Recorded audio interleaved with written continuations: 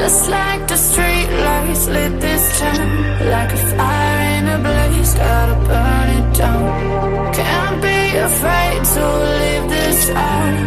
We got this far, don't know how.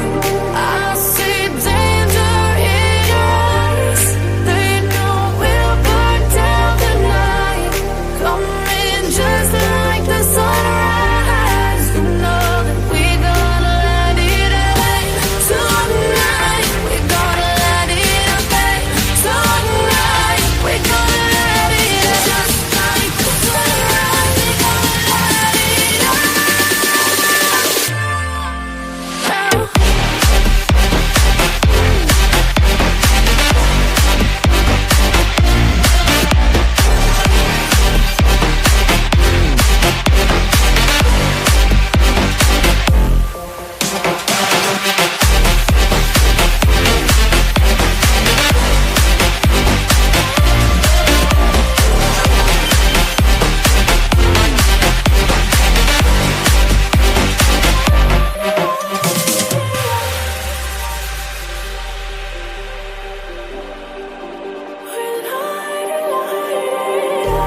Just like a spark that's breaking out. Can't make a stop, can't turn back now. We know that there's no room for doubt.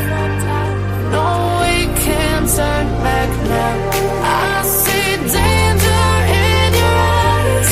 They know we'll burn down the night. Coming just like the sunrise. You know that we gonna let it away. Tonight, we gonna let it away.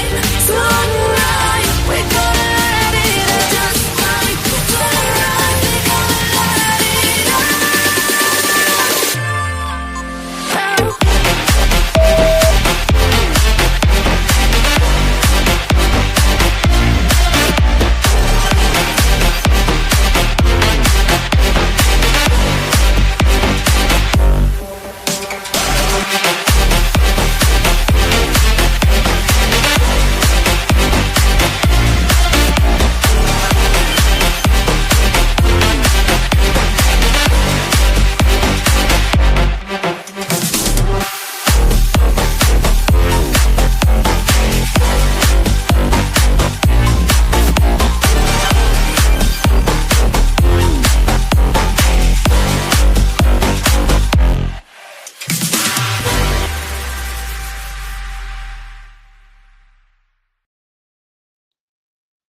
Hello, everybody. Welcome in. Welcome in.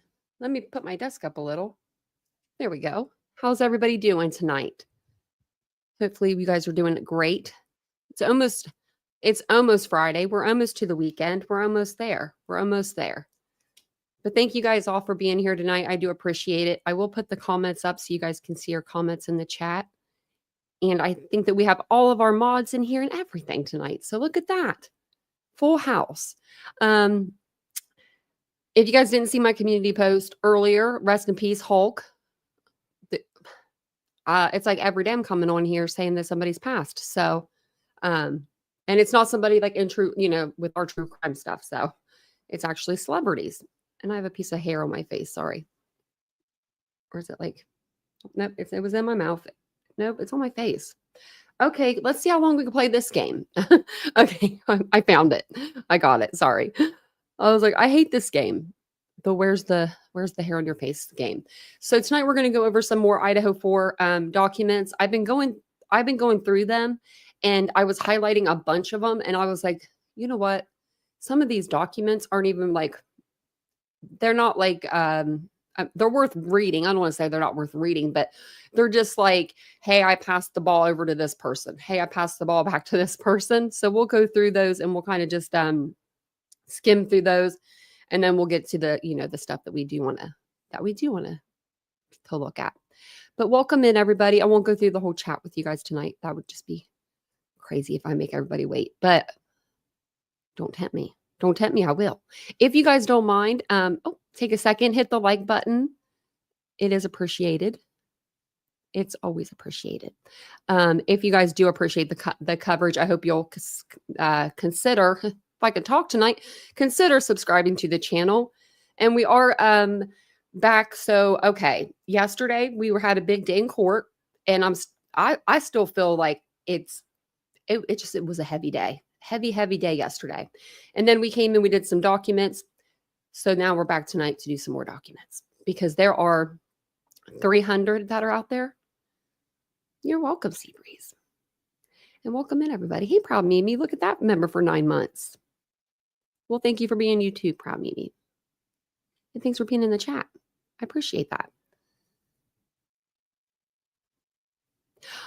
Yeah, right. That's what Squeaky. Well, I want to see that too. I want to see the stuff that Ann Taylor was supposed to be going through, because I don't think this is it. And if this is it, then she should have went through this stuff. But I will. I'm gonna start the stream off with like a jump scare a little. Brian Kohberger is in his forever home now. He is at the. I wrote it down because I wrote it down like a couple weeks ago, because I was like, you're not going to remember this name. Look at that. Idaho Maximum Security Institution. They call them different names, like each state, I feel like they don't, I don't know. They have like different, like, I guess they're just different. I don't know. In Ohio, I feel like they're not called institutions here. An institution kind of sounds like a school in a way. But this is Brian, his new mugshot that came out today. I found this via Brian Enton, of course. Hey, Aries. You can see his eyebrows a little bit. So I don't know his inmate number yet. I'm really I'm looking forward to that when we find that out, because I really will. I will learn that. I will make sure I learn that number. For now, we'll call him BK.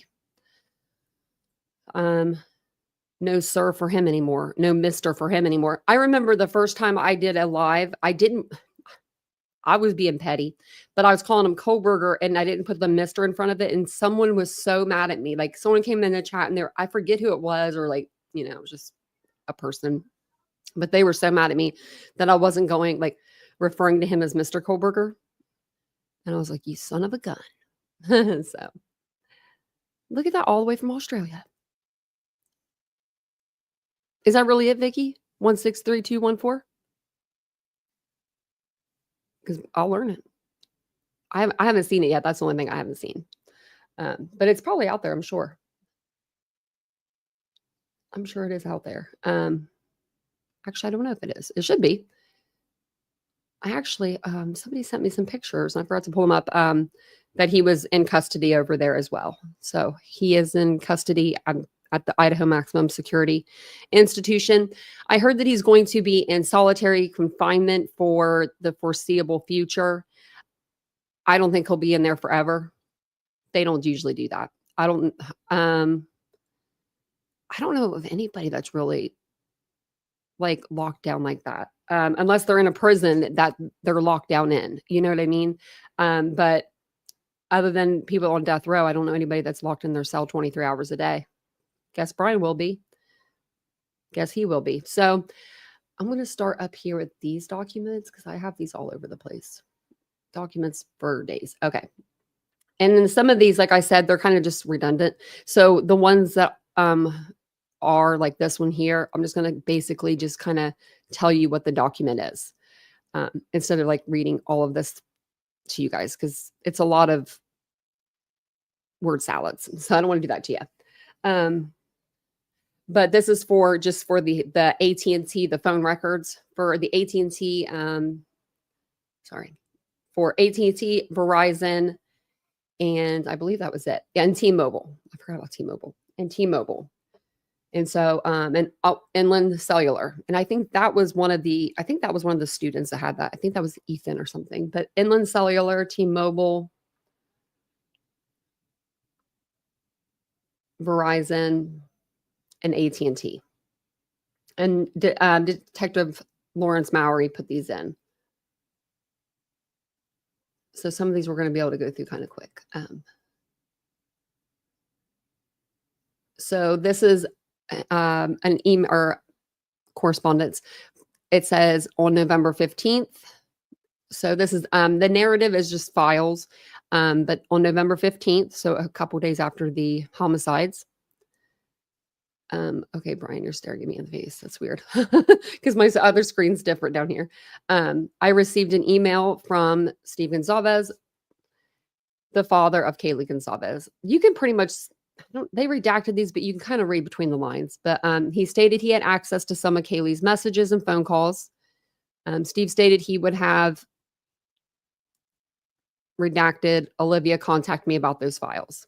So she contacted the detectives about various files, including an image from the spokesman review showing a camera on a nearby residence, text messages between Kaylee and Jack DeCord the night, text messages between Kaylee and her Uber driver, a recent phone call list, and video from the Grub Truck Twitch TV feed. And we all saw that. So in the image showing the camera, it was found that residence was at redacted King Road. The SD card from the camera was brought to the Moscow Police Department, but the file system of the card was not recognized by any of the forensic computers. The card was returned to the owner and reinstalled into the camera. On November 17th, 2022, Officer John Rosinski recontacted the owner of the camera via phone. They redacted stated she was out of town, but sent a video to Officer Rosinski showing a figure walk to the dumpster and appear to look inside. To preserve any potential evidence of on the camera, I asked redacted if she could seize the entire device, including the SD card, to which she stated yes. She redacted stated she would not be back in Moscow until approximately November 28th, 2022. I directed redacted to contact me when she returns to her residence, at which time I will attempt to connect the camera back to her Wi-Fi router and view video from the device. And I'm not sure if that's from the 1112 camera. I know that one does come up in some of the documents.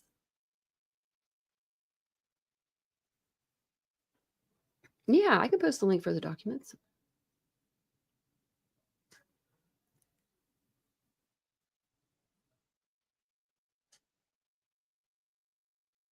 Yeah, there we go.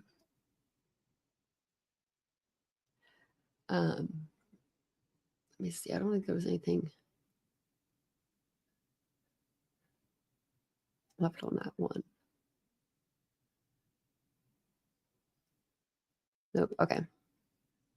Let me make these bigger for you guys. Why am I not doing that? Because I'm reading them like up here at a slant, so it's a little bit easier for me to see them at that. So now I can see it a lot better. I actually kind of like it like this with the screen up here and where I could see you guys better down here. So this is the narrative is preservation. So this is just to preserve. I believe it's one of the victims' Facebooks.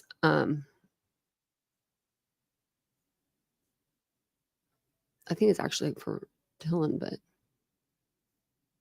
I think it's to preserve for Dylan, but I'm not 100% on that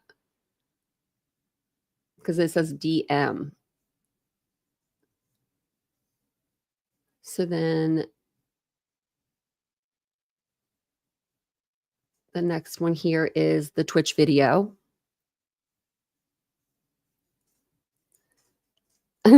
Oh, I about fell asleep earlier when I was reading them because I was reading them and I was like highlighting, but it was like all redundant stuff. I'm like, what are you doing, girl? So we're back on track now. But I've read so many of these now, so that's good. So this is from Lawrence Mowry. November 13th, 2022, I was informed 2 of the victims had been patrons at the Grub Truck located on Main Street in Moscow, Idaho. I was also informed Grub Truck streams live feeds of their customers and sales via Twitch TV.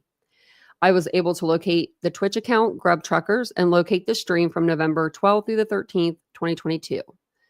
And the stream was labeled the Carbonara Effect, which do you think that they would have named it that? I mean, like they named it, and who would have thought that's the perfect name for that video now? On the video, Kaylee Gonzalez and Maddie Mogan are seen walking into camera view on the video at 4 or 3. I don't know why it says 3:43, but that's what it says. 3:43:01 timestamp. They are accompanied by a male later identified as Jack Showalter. Gonzalez orders and receives food. At the 3:53 and 31-second timestamp, the girls are seen walking around the truck and leave the area. Oh yeah, that's like the hours that they were streaming. Like I was thinking it was like the time. It's like their timestamp is like the hours I think that they've been streaming live. So it says, redacted appears. Wait, the girls are seen walking around the truck and leave the area. Okay, that was at 3:53. Showalter appears to be talking to another patron and does not see the girls leave. Showalter then raises his arms in a what fashion and walks away in a different direction than the girls. A copy of this video was captured and saved as evidence. I know you think that that's why I said Squeaky. Maybe if he would have just kept himself on the death row, he could have became friends with, Chad. Maybe they could have started a little church together or something, little death penalty church. He may want to be moved. I do hate all the redacting, but I understand it, but I hate all of it when you're trying to read it. So sorry if it's kind of hard. I'm trying not to read most of the redacted stuff so it doesn't sound like I'm saying redacted every other word. So this was something I was kind of like, when I read it, I was kind of like, what? So this is from Aaron Morris, and this was dated 11/18. So on 11/18/2022, I was asked to conduct follow-up on redacted. I was told redacted was contacted on 11/17/22 by MPD and ISP officers. I was asked to watch video from 1200 hours on 11/12/22 to 1300 hours on 11/13/22 to see redacted's movements during the homicide. On 11/12/22, redacted left his dorm room at 12:05 hours. He was wearing a black long sleeve shirt and black sweats. At 12:53 hours, redacted returned. At 15:03 hours, redacted left again wearing a black beanie, black gloves, and a white jacket. At 19:48 hours, he returned to the dorm without the beanie, gloves, and jacket, but then left again at 19:52 hours with a backpack. I was just like, who's this guy? I reported the information to ISP. I mean, they probably should have looked into that person a little bit. I don't know who that person was, but where'd your hat and gloves go, buddy? Maybe he took him to his car. Maybe he wore the hat and gloves. I could see me doing that. Rushing to my car, because you want to be warm. Your car's going to be cold, and then you warm up and you take those items off and you put them in like your passenger seat, and then you forget them there and you run back in, But when I first read that, like first couple times, I was like, I would be like, who is this person? So then this is from Lawrence Mowry. This is the Uber location request. So this is them just submitting the request for the Uber. I believe it's the one for picking up Gonzalez and Maddie. And he got this information from Olivia, because you can see a screenshot received from Olivia Gonzalez. It shows messages which appear to be from redacted phone between Kaylee Gonzalez and himself. The name of the recipient is Kaylee Uber. It is unknown if redacted was on duty with Uber at the time of him picking up Gonzalez and Mogan. It states in here that they tried to contact Uber and get his or get her or whoever's Lyft, Uber information, but they were not on the app at the time. So they could have been doing like a private, personal, and that's what it was, like a personal, car service kind of deal, where you can just call up an Uber. Like, let's say you get in, I've had like Lyfts or Ubers do this with me. Like, I'll get in and I used to work at like the mall. So they would take me over, and they knew how long it took to get over there. And they're like, this is like super easy money. So they would give me their card and be like, if you ever need just like a personal ride over, just contact me first and I'll like take you over. So like, that's what they would do for like me or whatever. So I think that's what they were doing. That's what he was doing for her. I don't even know if he was on the actual clock though through Uber at all. So I don't think he was, but just being a good person. Yeah. You meet someone on the road, you know? Well, I'm glad you're here. Apocalypse wildflower. Wow, I about got that right on the first time, but I didn't.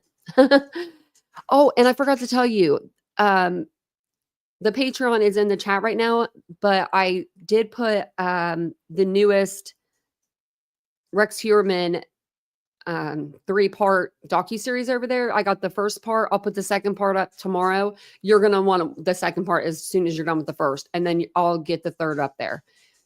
It's really good. As of right now, I cannot believe I'm saying this, but Asa Ellerup, there's actually a person behind that crazy mean lady. I was like, I almost felt bad for her. I'm only through 2.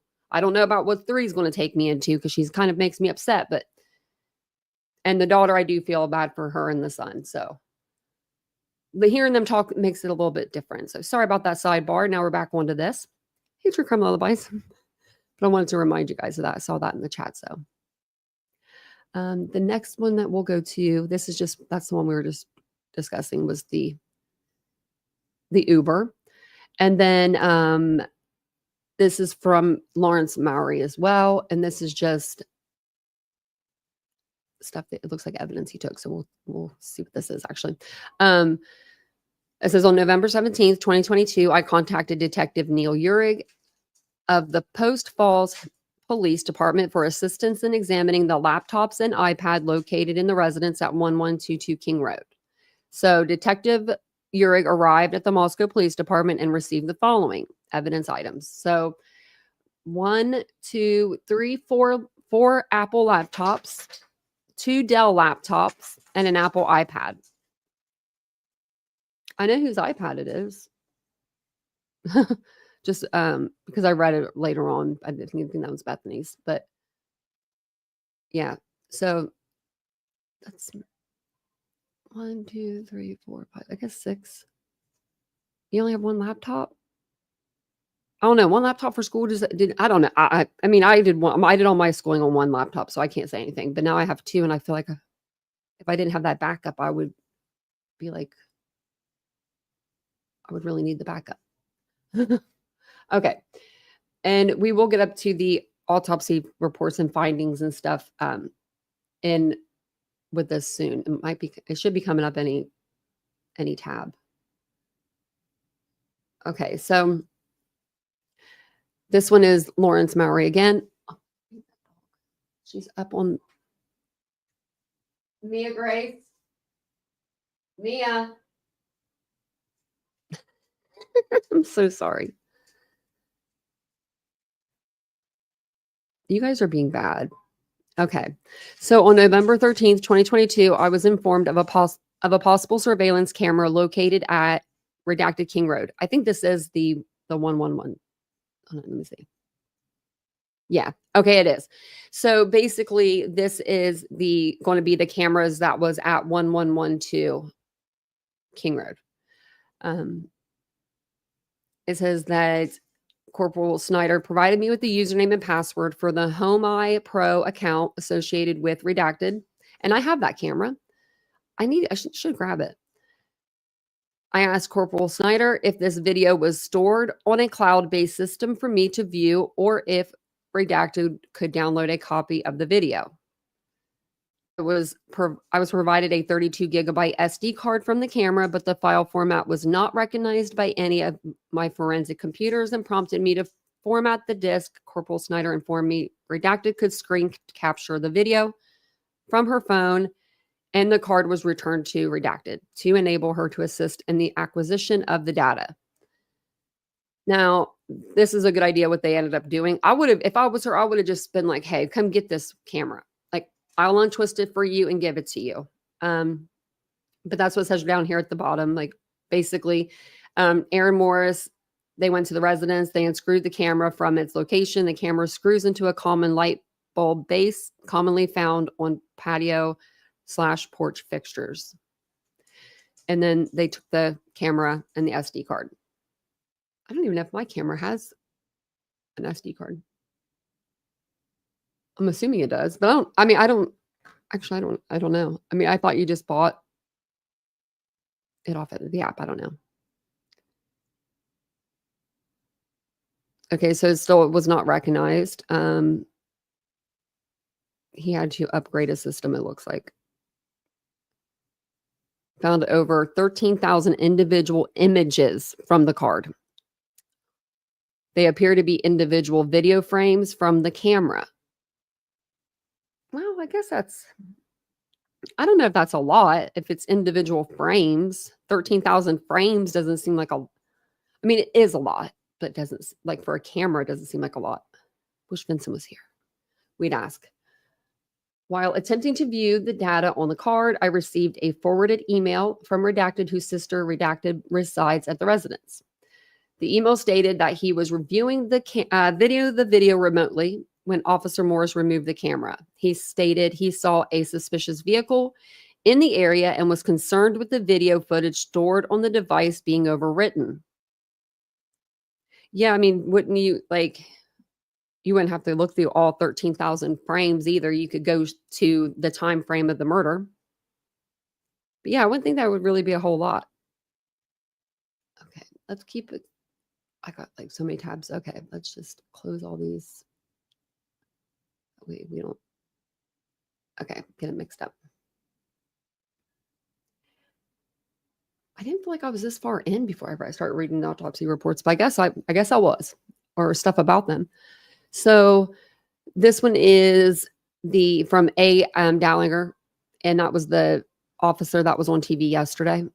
And this is surveillance video downloads. I know some of these aren't very important. Okay. So it just says on November 19th, 2022, at approximately 1200 hours, I met with Detective Mowry, who tasked me with downloading surveillance video footage from several USB memory drives. Detective Mowry gave me multiple small manila envelopes, which contained USB memory drives collected from multiple different investigators. Detective Mowry asked me to download the videos from all of the drives to place them on an external hard drive, which he provided to me. Once that task was completed, Detective Mowry asked me to copy all of the videos from the portable hard drive to the M drive of our City of Moscow network, where he created a folder where working copies of the videos could be stored. And then he just says that after downloading it, he placed them back into the manila envelopes and gave them back. So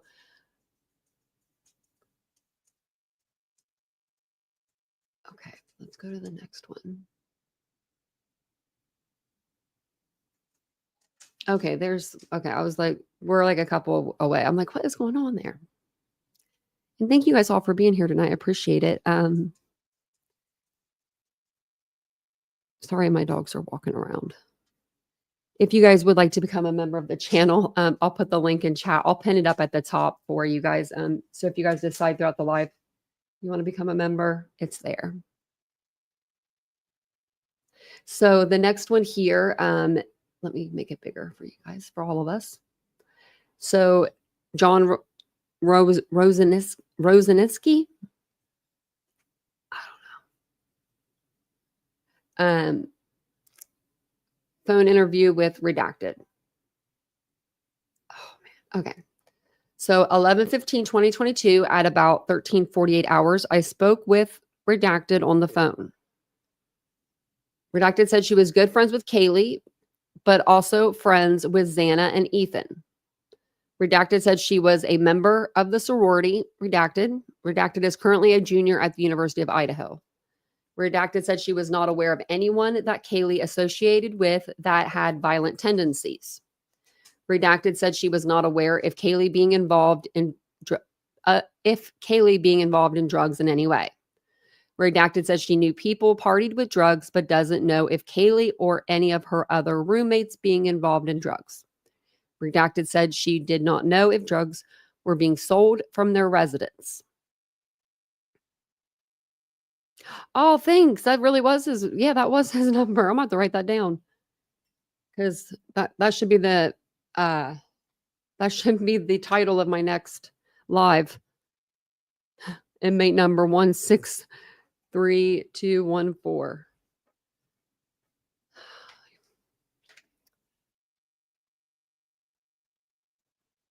Oh, no problem, Stormy. Oh, I like your puppy. Oh, she looks like an old girl. Did you? I was about to say, my phone's beside me. Did you send it to me today? Because I didn't see it. But I need to start getting I don't have, what's that called? I need alerts on my phone to go off. They never do. I have to check. So, it says here, that they weren't aware of anybody that, dealt with drugs other than maybe like partying with them. So it says, redacted said she was at a party earlier in the day at a friend's apartment at the Whites. Redacted said at the apartment she saw Kaylee, Madison, Xana, and Ethan. Redacted said they were all just hanging out and there were other people there as well. Redacted said there was nobody of concern at the apartment and everyone present was a familiar person. Redacted said she last saw Kaylee at the Grub Truck.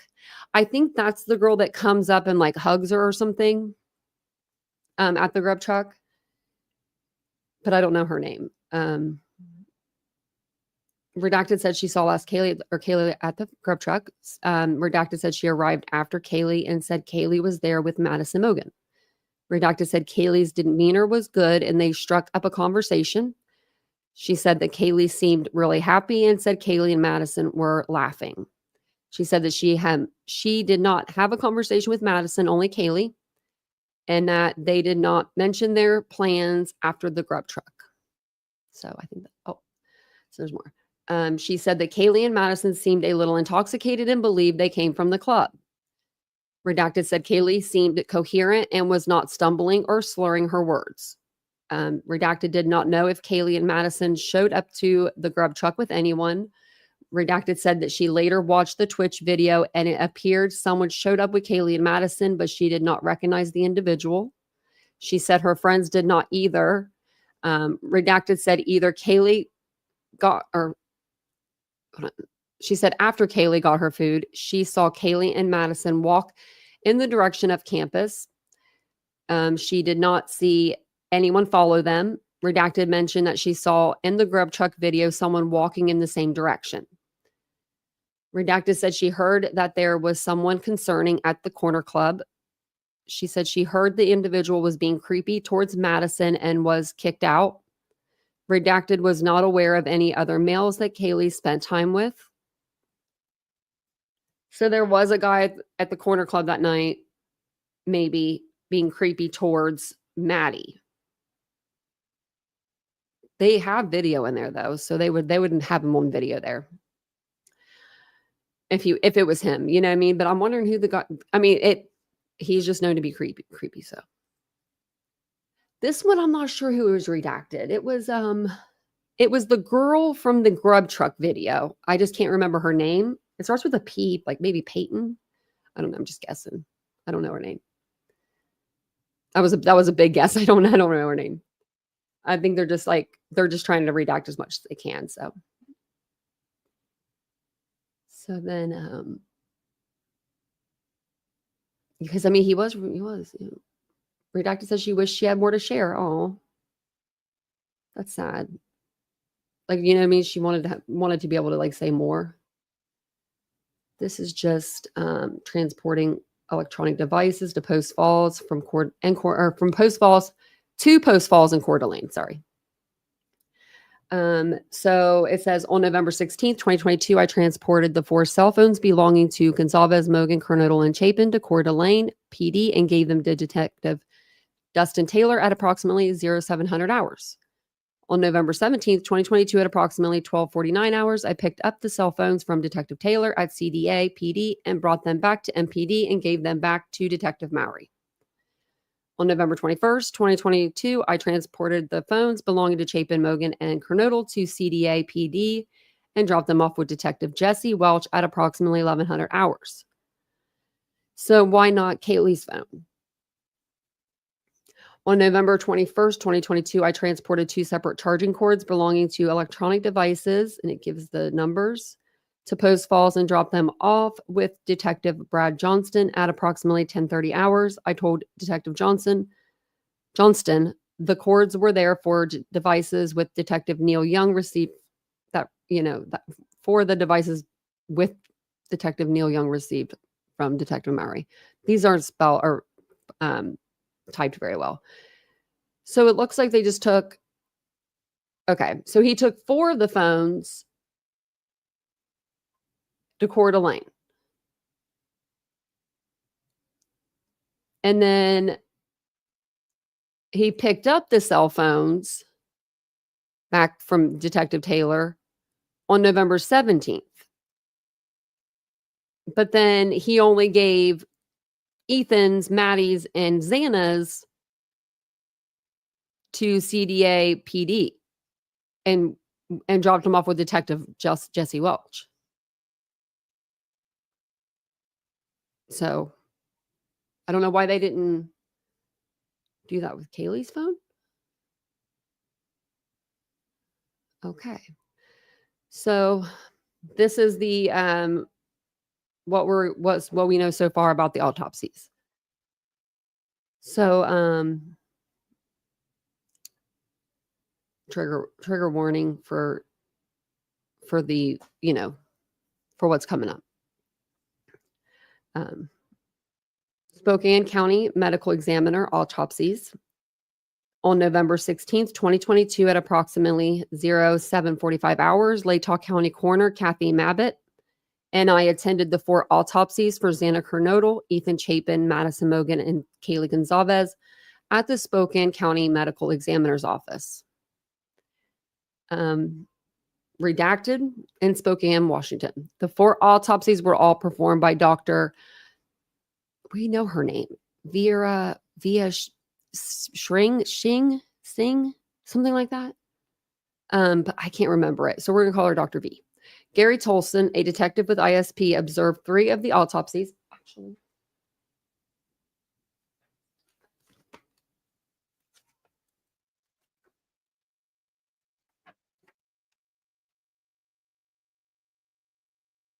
I thought it was like on the 3rd or 4th page, but I guess not. So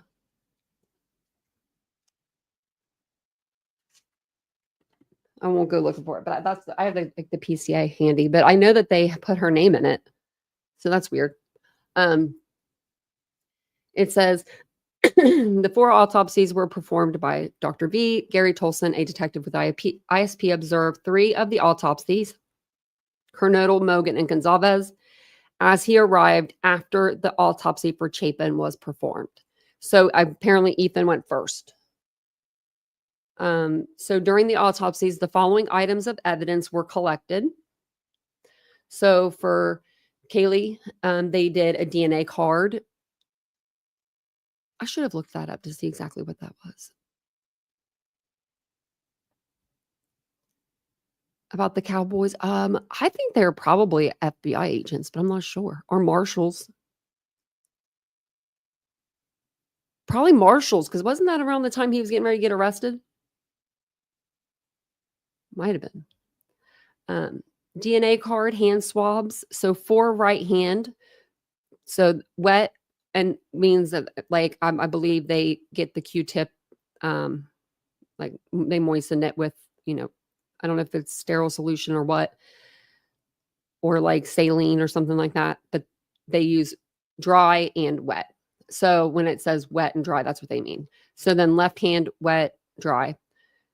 Wrist swabs, 4 right, and then 4 on the left. Forearm swabs, 4 on the right, 4 on the left.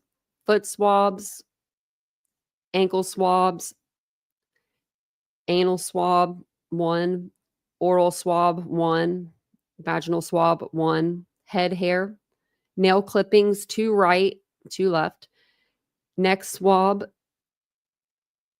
hand bags. So their hands were, and obviously bagged up. T-shirt, corner club, nasty and inebriated, black. And then she had on pants, Joe Boxer, gray and black flannel, silver earrings, and she had 1 sock on that was a white Adidas sock. So then they did an SD photo card, autopsy photos. That's on the photo card or on the autopsy or the SD card, it says. So All of the above listed items were released to me by redacted on 11/16/2022 at approximately 19:27 hours. So then the next person, Madison Mogan, they did a DNA card on her as well. DNA or hand swabs, wrist swabs, forearm swabs, foot swabs, ankle swabs, anal swab, oral swab, vaginal swab, head hair, nail clippings, neck swab, handbags, short sleeve shirt pink, pants, black Vandal Russell brand sweatpants size medium, silver rings, hair tie black, false eyelashes 2, SD card or photo card, autopsy photos. All of the above listed items were released to me. Okay. Gives the date 11/16 at 19:38 hours. Yeah, that's what they said in Moon. Number, oh, you're not a person anymore. You're a number 163214. That number just like seems familiar, the 163 part. I won't forget it. Oh, you know what? I wonder, you won't forget it neither, Kohberger. Number 163214. Does your inmate number 163, I'm talking to him, your social security starts with a 1 because you're from Pennsylvania. I'm from Pennsylvania. Mine starts with a 1. So he'll be able to remember the 163 part. That's not mine, but my mom's was 163. That's what I'm thinking of. So, and I'm from that area too. I know they didn't shave his head. I know. I thought they would too. But we read up on the whole shaving of the head for the pictures. They said some prisons do it, some prisons don't. If they have like a, haircut that's like close, you know what I mean, and it's like it's styled good. It's I'm trying to think of the way they described it. It's like close cut. I think they said that it can even be long as it's like neat. And thank you for becoming a member, Space Junkie. I appreciate that. So then we're going to go to Xana. And it's weird because it's not weird, but they did take different things from each individual person. Like Kaylee didn't have fake eyelashes. But Maddie did because they took hers off of her. I thought those ladies just had really thick eyelashes and long. Man, very, very pretty eyelashes. Okay, so Xana.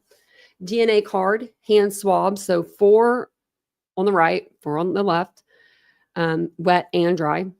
Wrist swabs, forearm swabs, foot swabs, ankle swabs, thigh swabs, anal swab, oral swab, vaginal swab, head hair, pubic hair, nail clippings, neck swab, handbags, foot bag, sweatshirt, Under Armour, gray, and then her underwear, Calvin Klein, beige, small. Trace evidence, left hand. Trace evidence from body bag. I don't know what the trace evidence was. I wish we didn't know. Maybe we'll find out later in other documents that we're getting, but yeah, that's, I didn't, when I read that earlier, it didn't register. So I'm wondering if it's like trace evidence from the killer.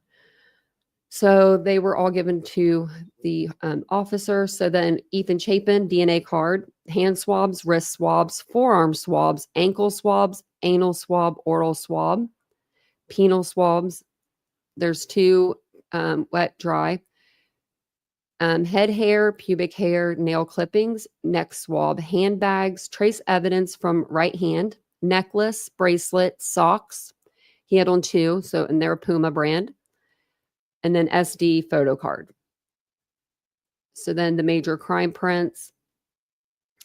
As part of the autopsies, major crime prints were taken from each of the victims by the Spokane County Forensic Unit.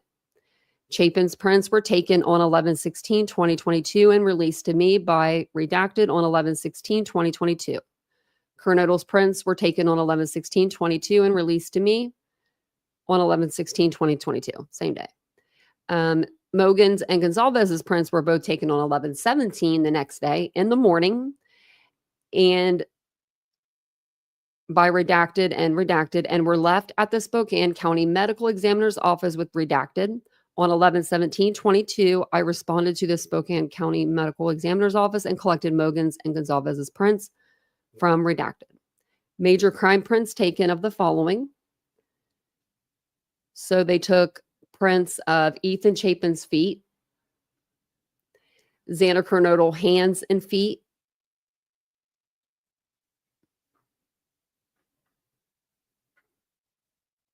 when I think of hands, I think of like palms, like as if you're trying to run and you like fall and you're, I don't know.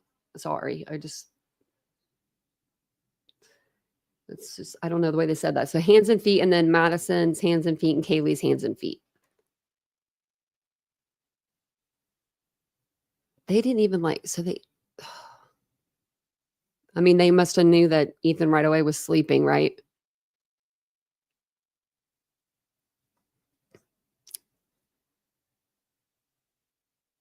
He did have ankle shackles, yeah. When he went into court. He had the whole thing, didn't they? I'm surprised they didn't just put him back in his old uniform. At the conclusion of the 4 autopsies, Dr. V met with Kathy Mabbitt, Gary Tolson, and myself and told us the following.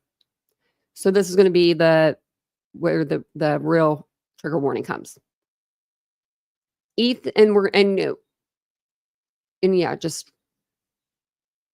are the injuries. So now we actually physically, factually know what the injuries are. So Ethan Chapin's fatal injury was from a stab wound under his left clavicle, which severed his subclavian vein and subclavian artery. And also his jugular vein was severed. Ethan only had sharp force injuries. Xander Coronadal's fatal injuries were from 1 laceration in her right lung and 2 lacerations in her heart. Coronadal had 50 plus stab wounds, mostly defensive. Xana only had sharp force injuries. That girl fought. She fought hard. She fought real hard. 50 times.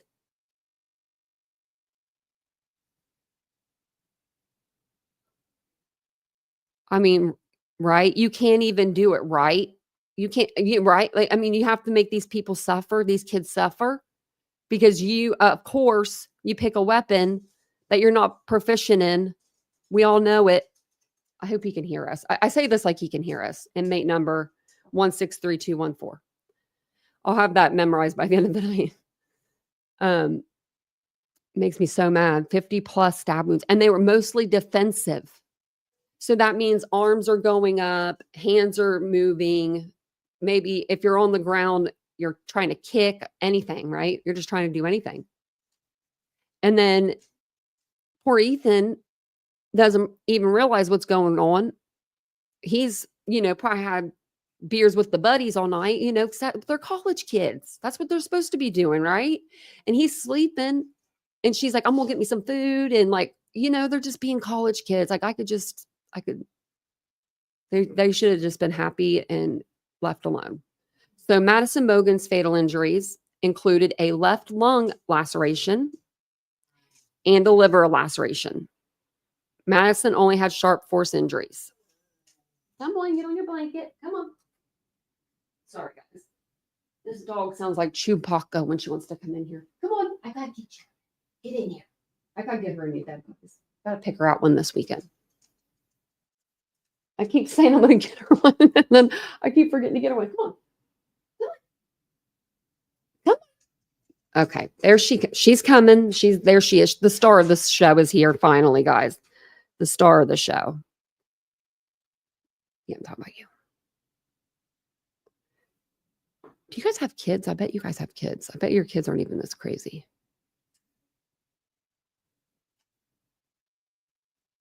Okay. That's good. Let's keep going. Okay. So I think with the lung injuries, I was thinking of this earlier. I think when you have an injury of that sort, you bleed more internally, and so that could be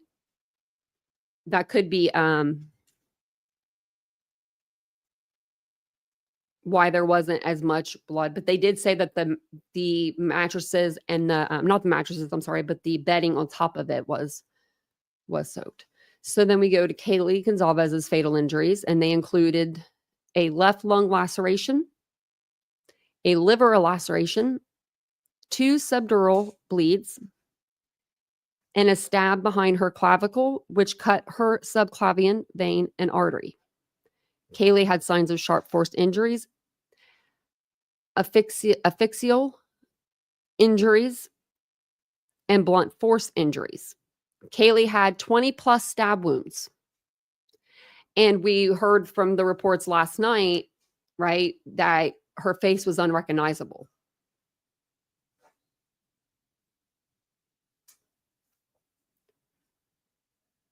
Yes, almost all of them had lung lacerations. And I kind of thought that. I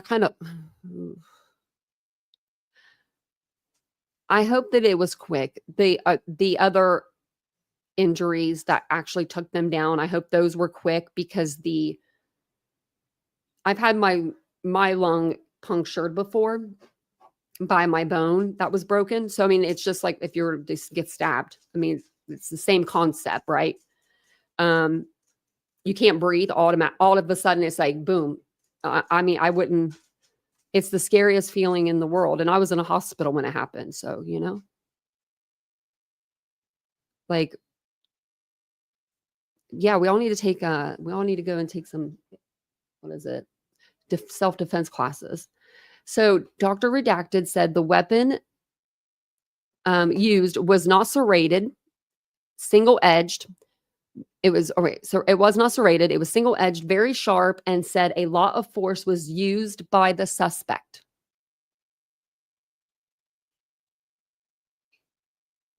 Right, Tracy. That's what I was thinking also. Yeah.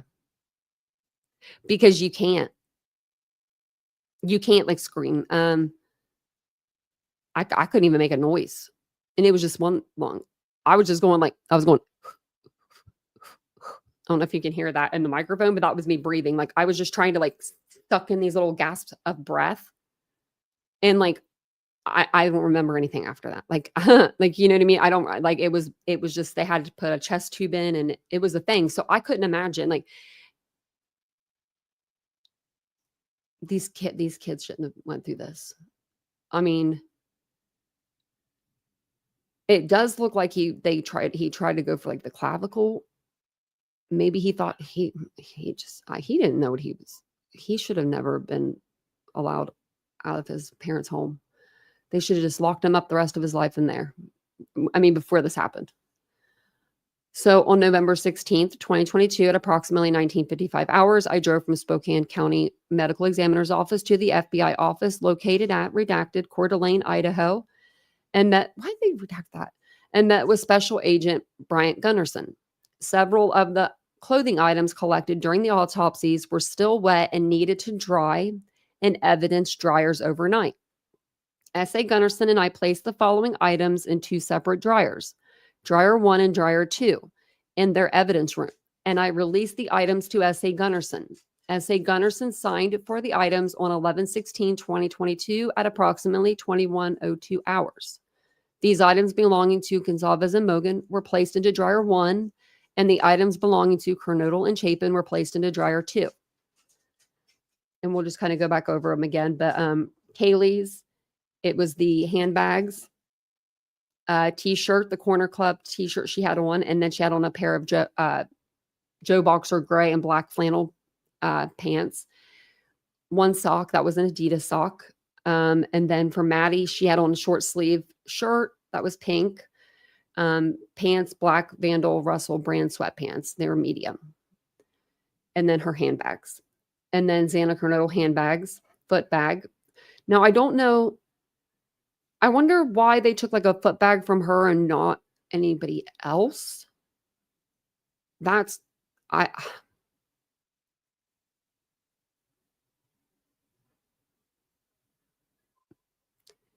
because it would make sense if maybe like that latent print was like an actual footprint and not a shoe print. But I don't know why they would do that. And I went to school for criminal justice. I'm over here like I'm reading. I'm going to read into that. I want to figure that out. Why they would do a foot bag? You would think maybe because her foot was bare. Oh, there it is. Yes, it's me, Mike. As soon as I'm like, yeah. But I think Kaylee had one of her feet was bare because they said she only had one sock on unless her foot was under the blanket and they considered that like something on it. You know what I mean? Yeah, that's just weird. Ethan Chapin, just the handbags and the socks. Is he naked? I thought he had on clothes. Hold on. I thought that where did it say it up here? No, he had run this, but I guess he didn't have on any clothes. Socks, bracelet, necklace. Well, look at you, Ethan. He's like, I'm fine. Yeah, I think that he might have been probably just didn't have on his underwear. All of the items listed were released too. Okay. And then we were down here. Just want to make sure I don't like miss anything. Okay, this was all of it. And then I transported the remainder of the evidence items back to MPD and placed them into the evidence fridge in the MPD evidence room. On November 17th in the morning, I drove to the FBI office. Okay, I was like, what? He drove to the FBI office and then he in Coeur d'Alene and he met with Special Agent Bryant Gunnarsson and he removed the dried items. He packaged them back into their original bags.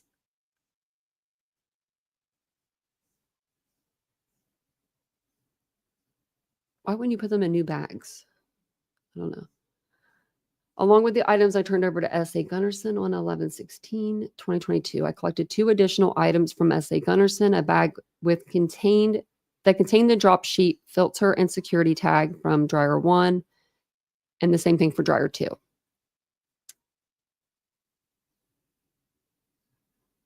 Okay. I think that was all of that one. Just making sure.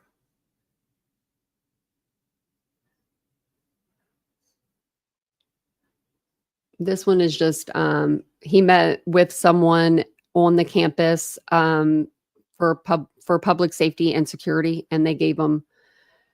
It says we provided redacted an external hard drive to recover the footage, and it's for the footage of the University of Idaho camera.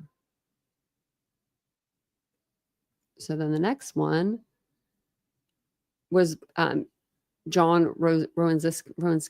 Rowanziski.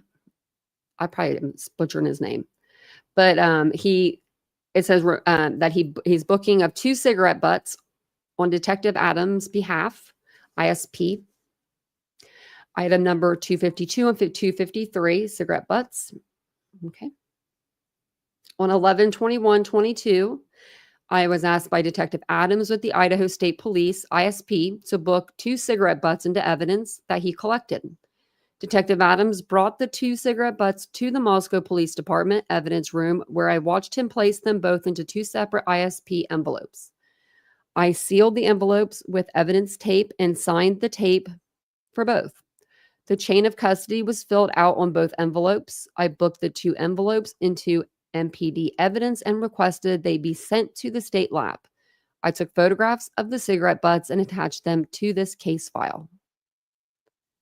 Well, I wish we could see the picture of the cigarette butts that I said 50 times.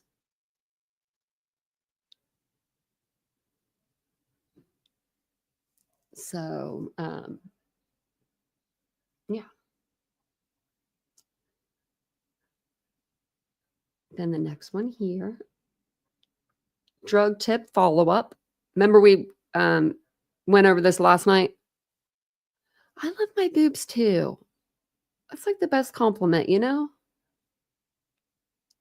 I'll just delete the comment. I won't delete the commenter. I don't care if they're, just don't come in and do it again. I mean, don't say just say someone else's because mine are reserved. So drug tip follow-up.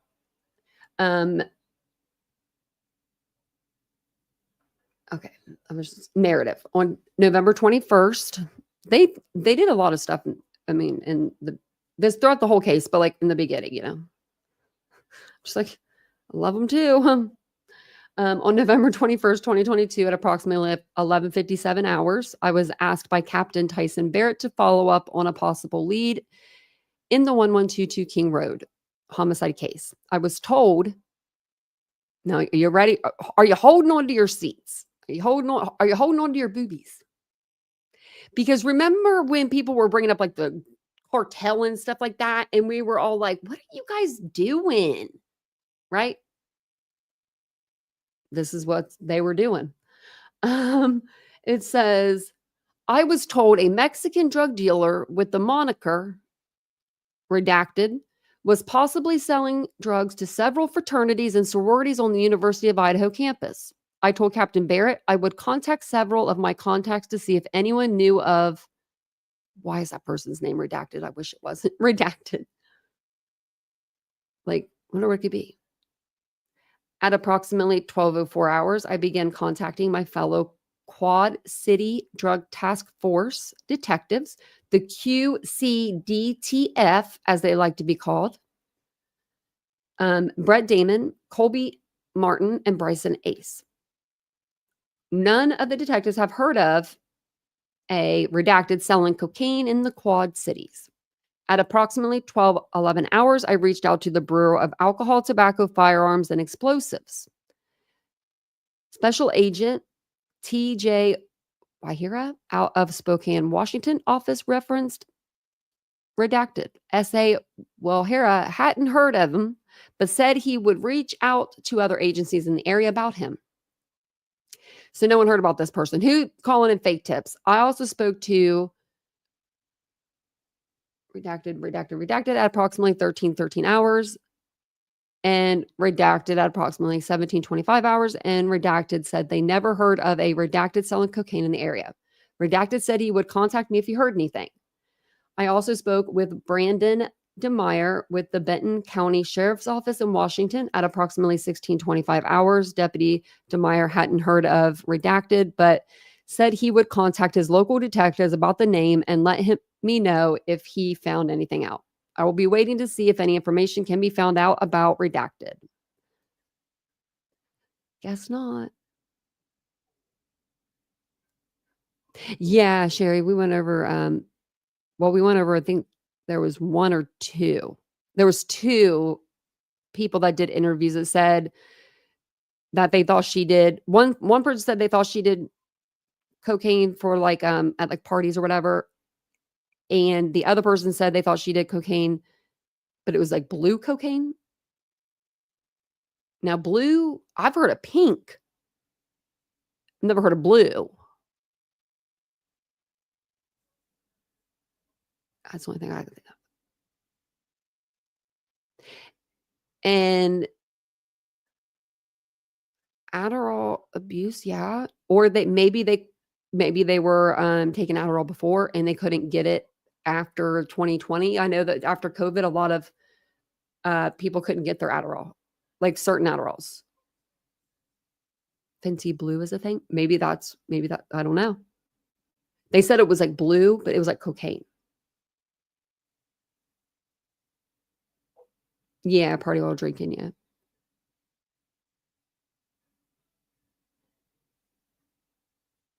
Lauren, your state's beautiful. If you're from Idaho.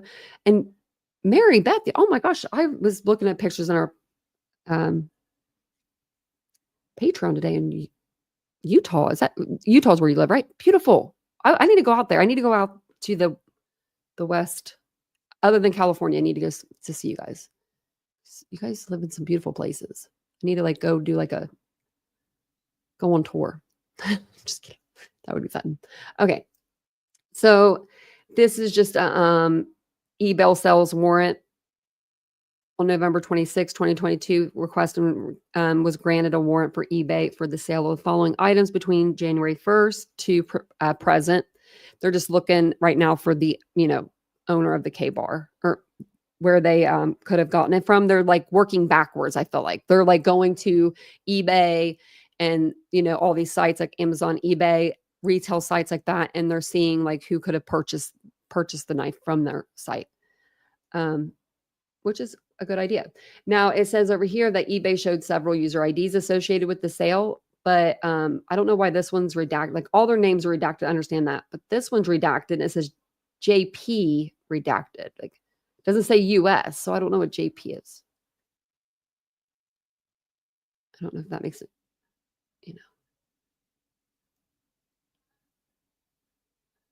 Okay, these were all okay.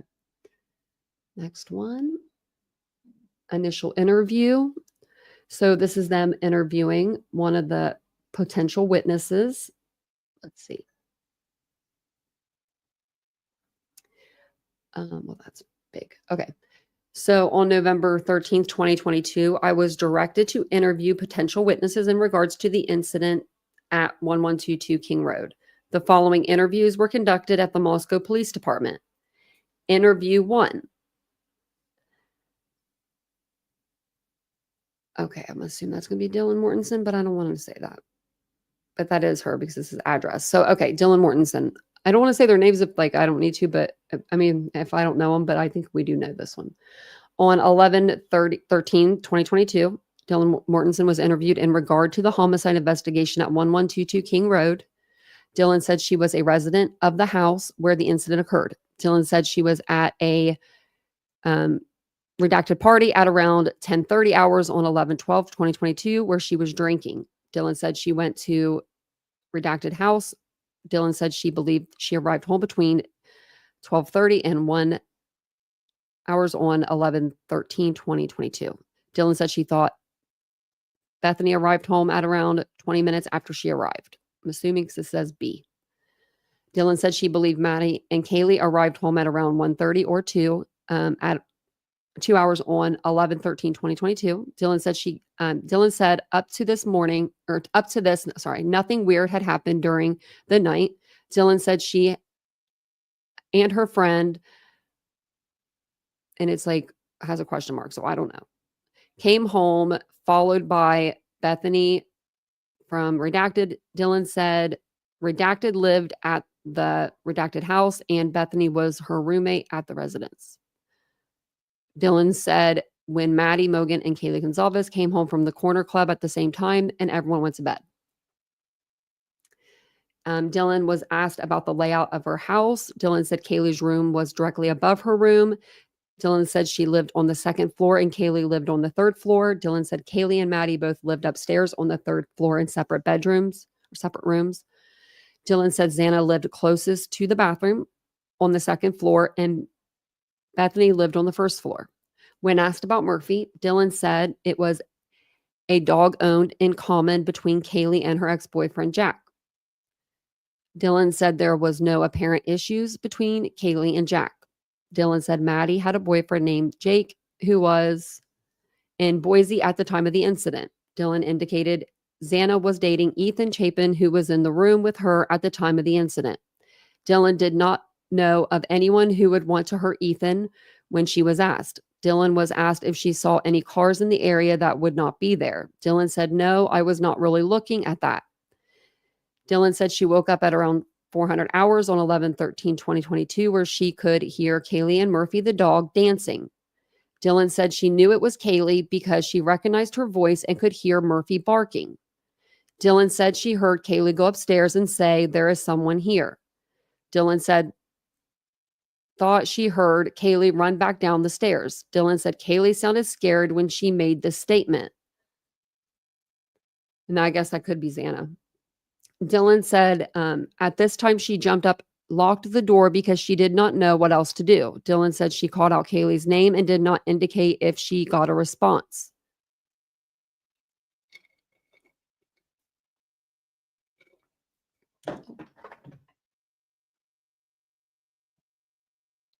Yeah, they are.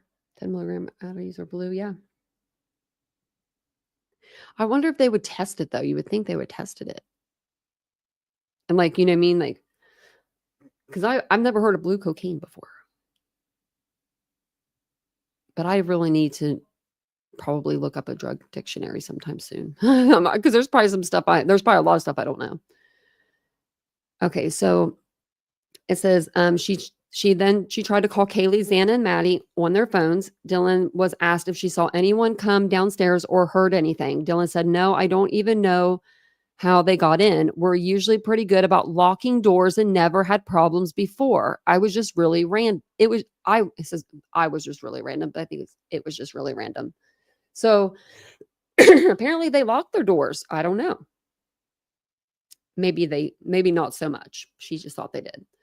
When asked again about the series of events, Dylan said she opened the door when she cried out to Kaylee and closed the door because she was scared. Dylan said she then opened the door again and heard who she thought was Kaylee, but could have been Xana crying in the bathroom. Dylan said she then heard a man's voice say, "It's okay, I'm going to help you." Dylan said it was weird because the statement was not in a nice way, and the voice was one she had never heard before. So it wasn't like in a nice, like, "It's okay, I'm going to help you." Like the whole time we've been thinking like that's in a nice way. He said it in like a mean way. Like, and the only thing I could think of, would it be like sarcasm? Like, why are you acting like, you know what I mean? Like, why are you being so dramatic? Like, "It's okay, I'm going to help you." Like that kind of a voice, instead of like, "It's okay, I'm going to help you." I don't know. Don't have my inmate number 163214, his voice down yet, because I've only heard him. We've only heard, what is he said? 4 words? Yes, no, respectfully. 3. Let me know if I'm wrong. So, Dylan said she called out to Kaylee again and there was no crying after, and she did not know what happened after that. Dylan said she opened the door again and the guy is right there. Dylan described the male as approximately her height, 5'10" or a few inches taller, not skinny, but athletic build. Dylan said the suspect was wearing all black with mask that covered just his forehead and goes around his face. Oh, so we couldn't get this before. Dylan showed with her hands the mask exposed his nose but covered his mouth area. Because in the PCA, it explains it and it makes it seem like it's a medical mask.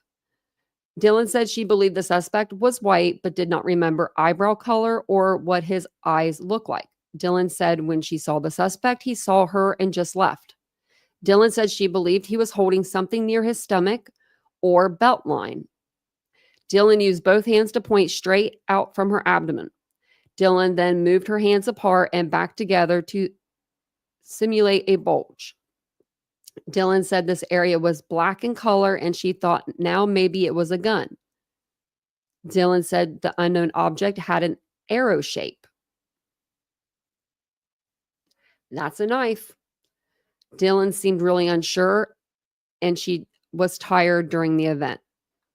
Dylan was asked how long she believed it was from the time Kaylee said someone is here to when she saw the suspect. Dylan said she thought it was about 10 or 20 minutes.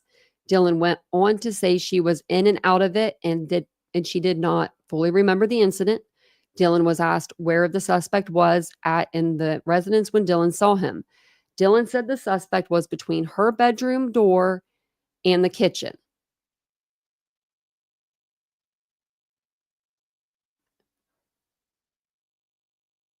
So that'd have been like straight out, not where that step goes down. It would have been like that, like, okay. Sorry, my eyes. I'm having an itchy eye, but okay, that's new. I'm going to read that again. It says, Dylan said when the suspect was between her bedroom door and the kitchen, that's when she saw him. So he would have been real close, even closer than 3 feet.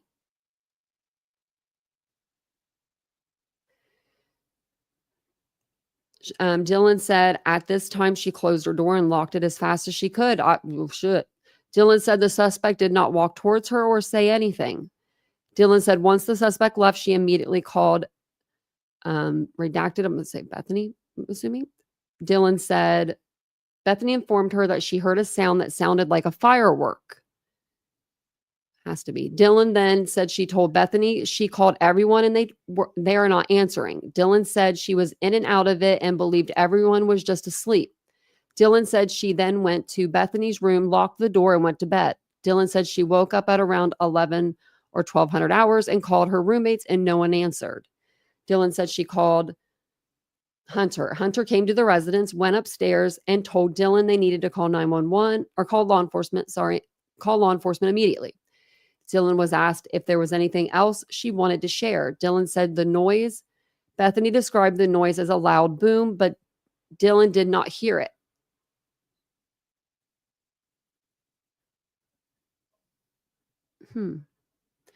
Dylan was asked if any of her roommates shared any weird experiences in the last couple of weeks or calls or texts. Dylan said, no, it's been all normal. Nothing weird at all. Nothing really weird happens in Moscow usually. When asked if there were any altercations at the party, Dylan said, no, everything was normal. Dylan mentioned again she was with Redacted and Xana at the party. Dylan was asked if anyone was having sexual relations with anyone they shouldn't be. Dylan said no. Dylan brought up an incident which occurred about a month prior. Dylan said she and Bethany remembered Kaylee saw a shadow while she was taking Murphy outside. This is outside. Dylan said Kaylee also mentioned when she was at Redacted 2 or 3 weeks prior, an individual was following her. Dylan also said she arrived home one time and the door to the residence at 1122 King Road was found open. Dylan said she did not believe the slider door was locked the night of 11/12/22. Dylan said she heard Murphy barking around 400 hours, 11/13/22, when Kaylee went upstairs. Dylan said she heard Murphy go outside barking as well. Dylan was unsure if Murphy would chase a suspect outside. Dylan said she did not remember if the suspect who ran left the slider door open. Interview number 2, Hunter Johnson. I could tell, but okay. Hunter said around 1200 hours on 11/13/2022, Dylan called Emily. That's Hunter's girlfriend. Dylan told Emily she thought something was not right in her house. Dylan also told Emily she heard or saw a man in her house the night prior. Dylan asked Emily and Hunter to come over and make sure everything was okay because she locked herself in Bethany's room. Hunter said he was the first person to get to the residence. Hunter said he entered the code to the front door where Bethany and Dylan were in Bethany's room on the first floor. So he knew the code, unless they just gave it to him. Dylan and Bethany were telling Hunter they did not know what was going on. Hunter said he went up the stairs and immediately went into Xana's room. Hunter said this was the only room he went into. Hunter said when he approached the door, it was only partially open. Hunter said when he opened it, he saw Xana and Ethan. Hunter said he initially did not realize all the blood was dried blood in the room. Wow. It dries that quick, I guess. Hunter said he thought at first they had been drunk and left a mess. Hunter said when he stood there for a moment and he began to realize what he was seeing. Hunter said Bethany and Dylan were uncontrollably crying. Hunter said he told them to get out of the house and call law enforcement.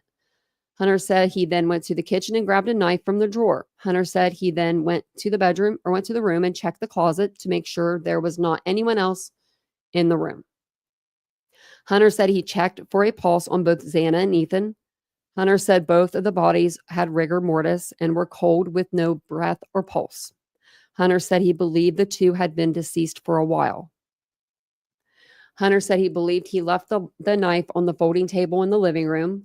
Hunter said Ethan I don't know, Hunter said, redacted, started to enter the house and come up the stairs. Hunter told them to get out of the residence. Hunter said this was about the time Moscow PD arrived on scene. Hunter said the officer told him to stay where he was at. Hunter said he did not know if anyone else was upstairs as he had not gone anywhere else in the house. Hunter said he had terrible comprehending what he was seeing. Hunter said he was not at the redacted party the night prior. Hunter said he and Ethan were texting the night prior, 11/12/22, by phone. Hunter said Ethan wanted him to come over, but Hunter chose not to. Hunter said he knew Ethan since fall of 2021.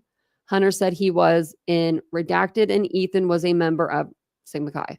Hunter indicated redacted and redacted were in the same sorority and were roommates. Hunter said redacted, who was also present, was in the fraternity and was currently dating redacted. Hunter said he and redacted stayed at redacted's apartment with redacted the night of 11/12. Hunter was asked when was the last time he was at 1122 King Road. Hunter indicated he was last at the residence on 11/12/2022, where he was pre-gaming for the Vandals football game. Hunter said he got to the residence at around 1200 hours to 1300 hours and left at about 1430 hours to go to a different party. Hunter said the last time redacted was at 1122 King Road was Friday, 11/11/2022. Hunter did not know of anyone who had issues with Ethan. I don't know why that's like blocked out. And Xana dating. Hunter estimated Xana and Ethan were dating for 8 months. Hunter said he knew Xana very well through his girlfriend, Emily. Hunter said he was not very familiar with Maddie or Kaylee. Hunter allowed pictures to be taken of his phone of the conversations between him and Ethan.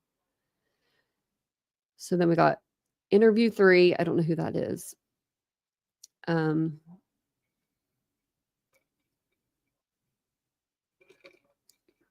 don't know.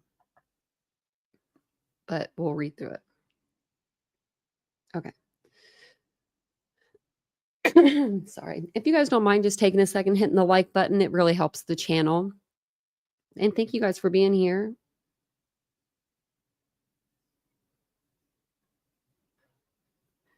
Oh, is it Josie's? Oh, okay. So Josie said she texted Bethany. Okay. At 11:20 hours on the morning of 11/13/2022, Josie asked Bethany if she was awake. Is that what this? Josie asked Bethany to call her back at 11:49 hours. I'm assuming that's Bethany. I'm just going to say redacted for that one. Redacted. She and redacted were in. That's what it is. Dylan and we're in Bethany's room. Okay. So Josie said Bethany was freaked out because her roommates were not answering the phone. Josie said she heard Dylan on the phone in the background saying, "I saw something." Josie said Bethany asked her to come over to 1122 King Road and pick her up. Josie said Bethany texted her while she was driving there and said Emily and Hunter were on the way as well. Josie said she arrived at MPD units were arriving as well. Josie said she did not go to the redacted party, but went to a different one instead. Josie said Bethany and Dylan came to this other party after she left. Redacted. Josie estimated Dylan left her party at 12:30 hours and Bethany left her party at around 0100 hours, on 11/13/2022. Josie said she was in redacted. I'm assuming that's sorority, but redacted with redacted and Xana. Josie and said Xana and Maddie were both in redacted, but they dropped out, and Kaylee was in redacted but dropped as well. Josie suspected the girls dropped their respective sororities because of issues with other girls in the house. Josie specifically cited girls on the executive board who tell other members what to do. Josie suspected that this was what they did not like. Josie confirmed confirmed redacted Bethany and Dylan were still active members in redacted. Josie said the girls who were still active members of the sorority who chose to not live in the house did so because of money issues. Josie said Maddie was Bethany's big sister in the sorority house. Josie said she knew Kaylee saw a dark figure staring at her from the tree line when she took her dog Murphy out to pee. Josie said this occurred about a month ago at 1122 King Road. Josie said there had been a light-hearted talk and jokes made about a stalker in the past. Josie said all of the girls were slightly nervous about it being a fact, though. Josie did not indicate any social media issues or issues between the girls who lived together. Josie said there were no issues with girls from the redacted sorority and the residents at 1122 King Road. Josie said the front door had issues with locking, and sometimes it could be opened without a code. Josie said she did not know the code to the front door. Josie said she was unsure if the residents kept the back sliding door locked regularly. I don't know who L is, but that's okay. Interview 4. Let's see if I can get it to like.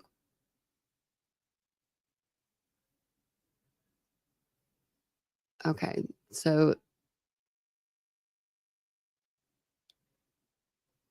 Redacted said he did not go to the party. Redacted said he went to sleep at 200 hours at 11/12/22.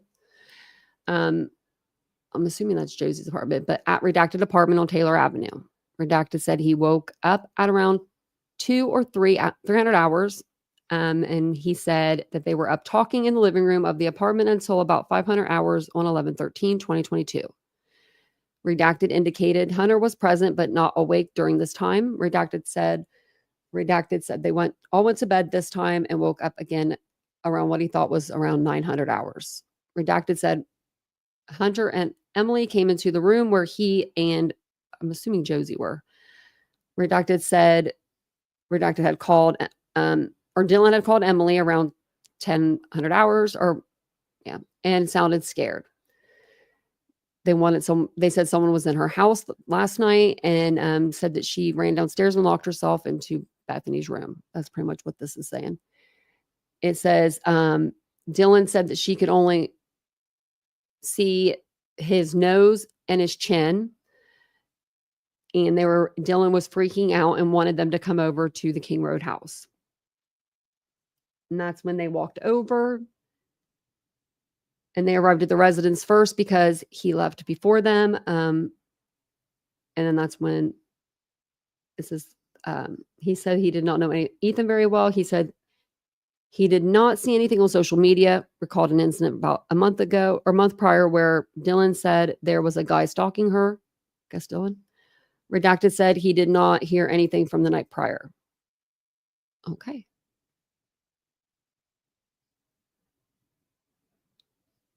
Now we can go back down here. I have like 1, 2, 3, 4, 5, 6. We can go through these ones. Initial scene response and evidence collection. Okay. I think I'm going to put this back up here. I kind of like it up here.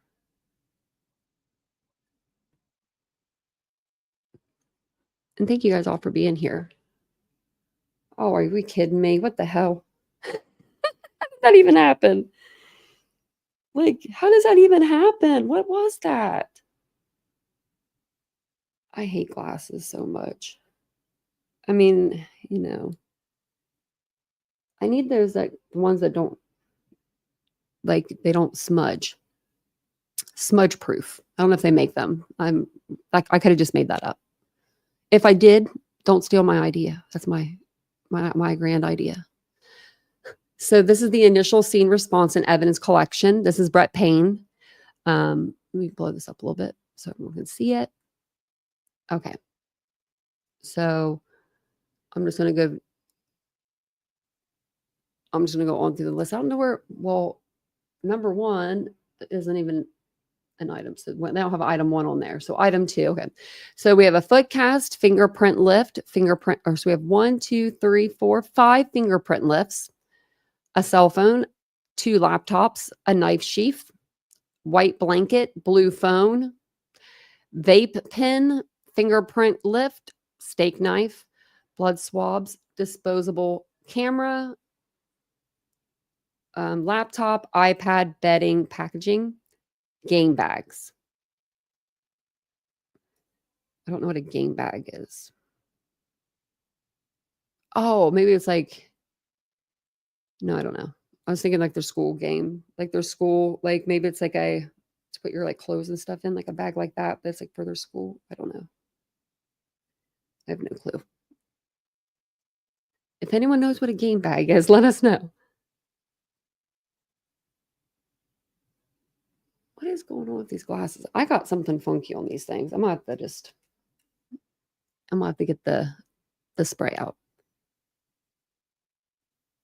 Oh, have a good night, Ashley. Okay. So, at approximately 1600 hours on 11/13/2022, Sergeant Blaker and I responded to 1122 King Road to assist with scene security processing. Upon our arrival, the ISP forensic team was on scene and preparing to begin processing the scene. Officer Smith was one of the initial responding officers to the incident, advised he would walk me through the scene. Officer Smith and I entered 1122 King Road through the bottom floor door on the north side of the building. Upon entering, I observed a small bedroom on the west side of the bottom floor. So first floor, right when you walk into the house. The door was ajar, and I could see a bed with covers and several other miscellaneous personal items strewn about. The room did not appear to have been occupied by anyone, as I did not see any clothes inside. I followed Officer Smith down the hall where there was a small bathroom. Next to this closet had a pin code style lock and was secured. I looked into the bedroom on the east end of the bottom floor, which I later learned belonged to Bethany Funk. Dang, Bethany, you got your lock was all about it. Your lock worked, your pin code lock. Dang, girl. I would have had the same thing though. Ain't nobody going to my room. Officer Smith and I then walked upstairs into the second floor. The stairs ended in a small living room. There was a sectional style couch along the east and south wall of the room. There was also a small TV in a void on the northeast corner of the room.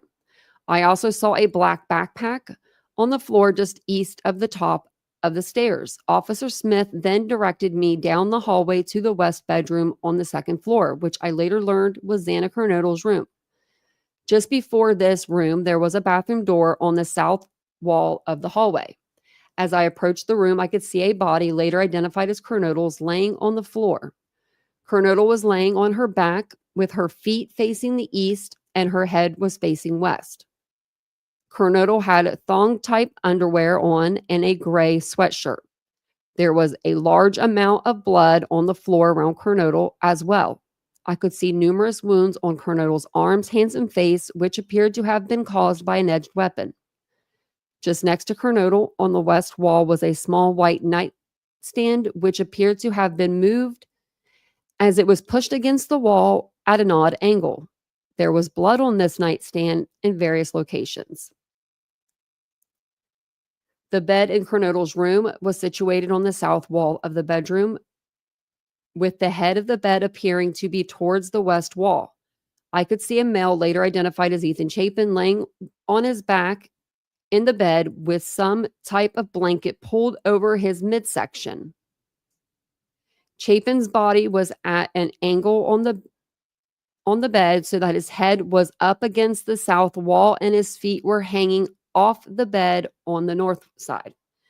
I could not clearly see the wounds to Chapin's head and neck area, but could see a very large amount of blood on the bed as well as what appeared to be blood spatter on the wall next to Chapin's head and neck. I also noticed 2 large cuts to the back of Chapin's legs. The wounds appeared to be deep into the tissue, but were difficult to see due to Ethan's body position.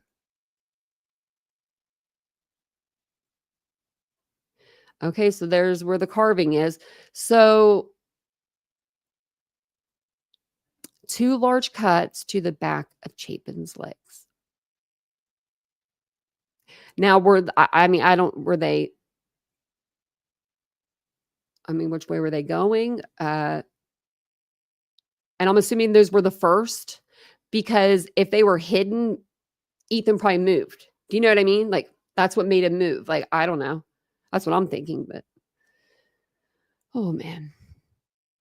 Officer Smith and then took me through the house and pointed out Dylan Mortensen's bedroom, which was situated in the on the southeast side of the second floor of the house. Maddie Mogan's bedroom door opened. Wait, never mind. Sorry, I thought this is Mortensen's bedroom. Sorry, bedroom door opened to the kitchen area, as well as the staircase, which led up to the third floor of the house. Upon my brief visual inspection, Mortensen's room was disheveled, but did not appear to have any blood or evidence of a struggle within. I then followed Officer Smith upstairs to the third floor of the residence. The third floor consisted of 2 bedrooms and 1 bathroom. The bedroom on the west side of the floor was later determined to be Kaylee Gonzalez's room. This room appeared neat and picked up. The only thing of note was the sheets on the bed were pulled back in a manner which suggested someone had been lying in the bed and gotten out of it. Huh. How about that? That picture, I wasn't seeing stuff. I'm telling you, she was in her own bedroom that night. Wow. So there it is, right in the paperwork.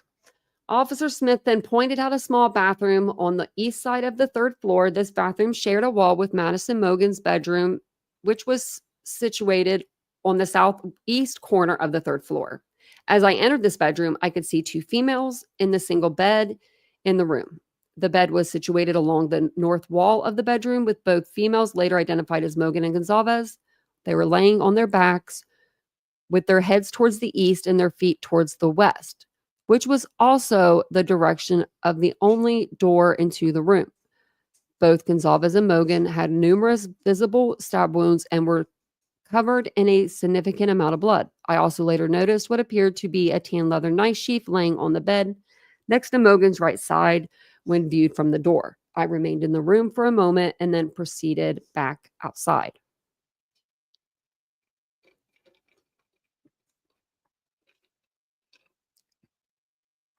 So I thought that the Gonzalezes said that that Kaylee was in the corner slumped over.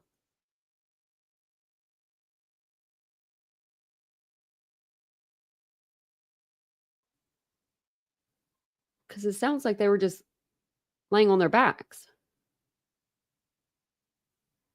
Oh, heads towards the east, like towards the door. I guess it could be like that, but sad. All right, I'm going to read it again because it says, I could see the 2 females in the single bed in the room. The bed was situated along the north wall of the bedroom, and both females heads towards the east and their feet towards the west, which was also the direction of the only door into the room. I guess that's like a reaction.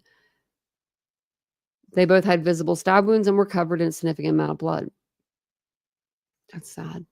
I remained on scene and conducted several more thorough walkthroughs of the scene with the ISP forensic team and the Latah County coroner and the Latah County prosecutor.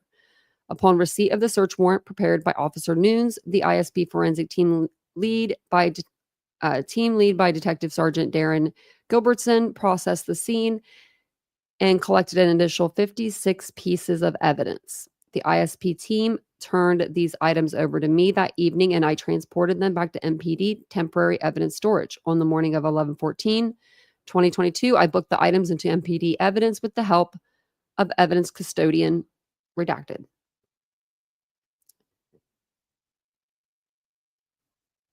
Which one am I on? Like, that's weird. Okay.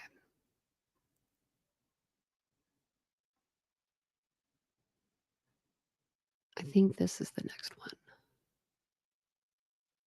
Okay. So this is Danny Vargas, narrative interview with one of the, I think it's one of the fraternity members, but I'm not sure. Let's see. On December 1st, 2022, Corporal Payne asked if I would assist with interviewing members of Ethan Chapin at the Latah County Annex building. So I'm assuming it's, yeah. I arrived and spoke with redacted Ethan's. Oh wait, is that Maisie Chapin?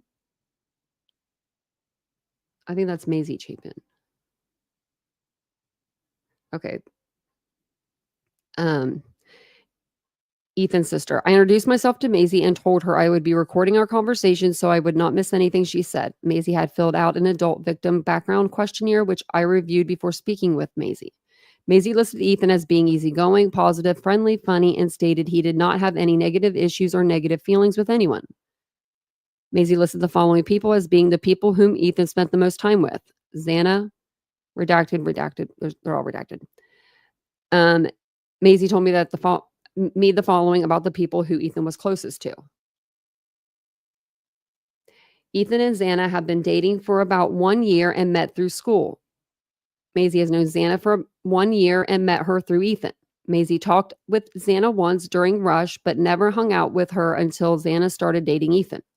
She partied with Xana, but never hung out with her outside of that.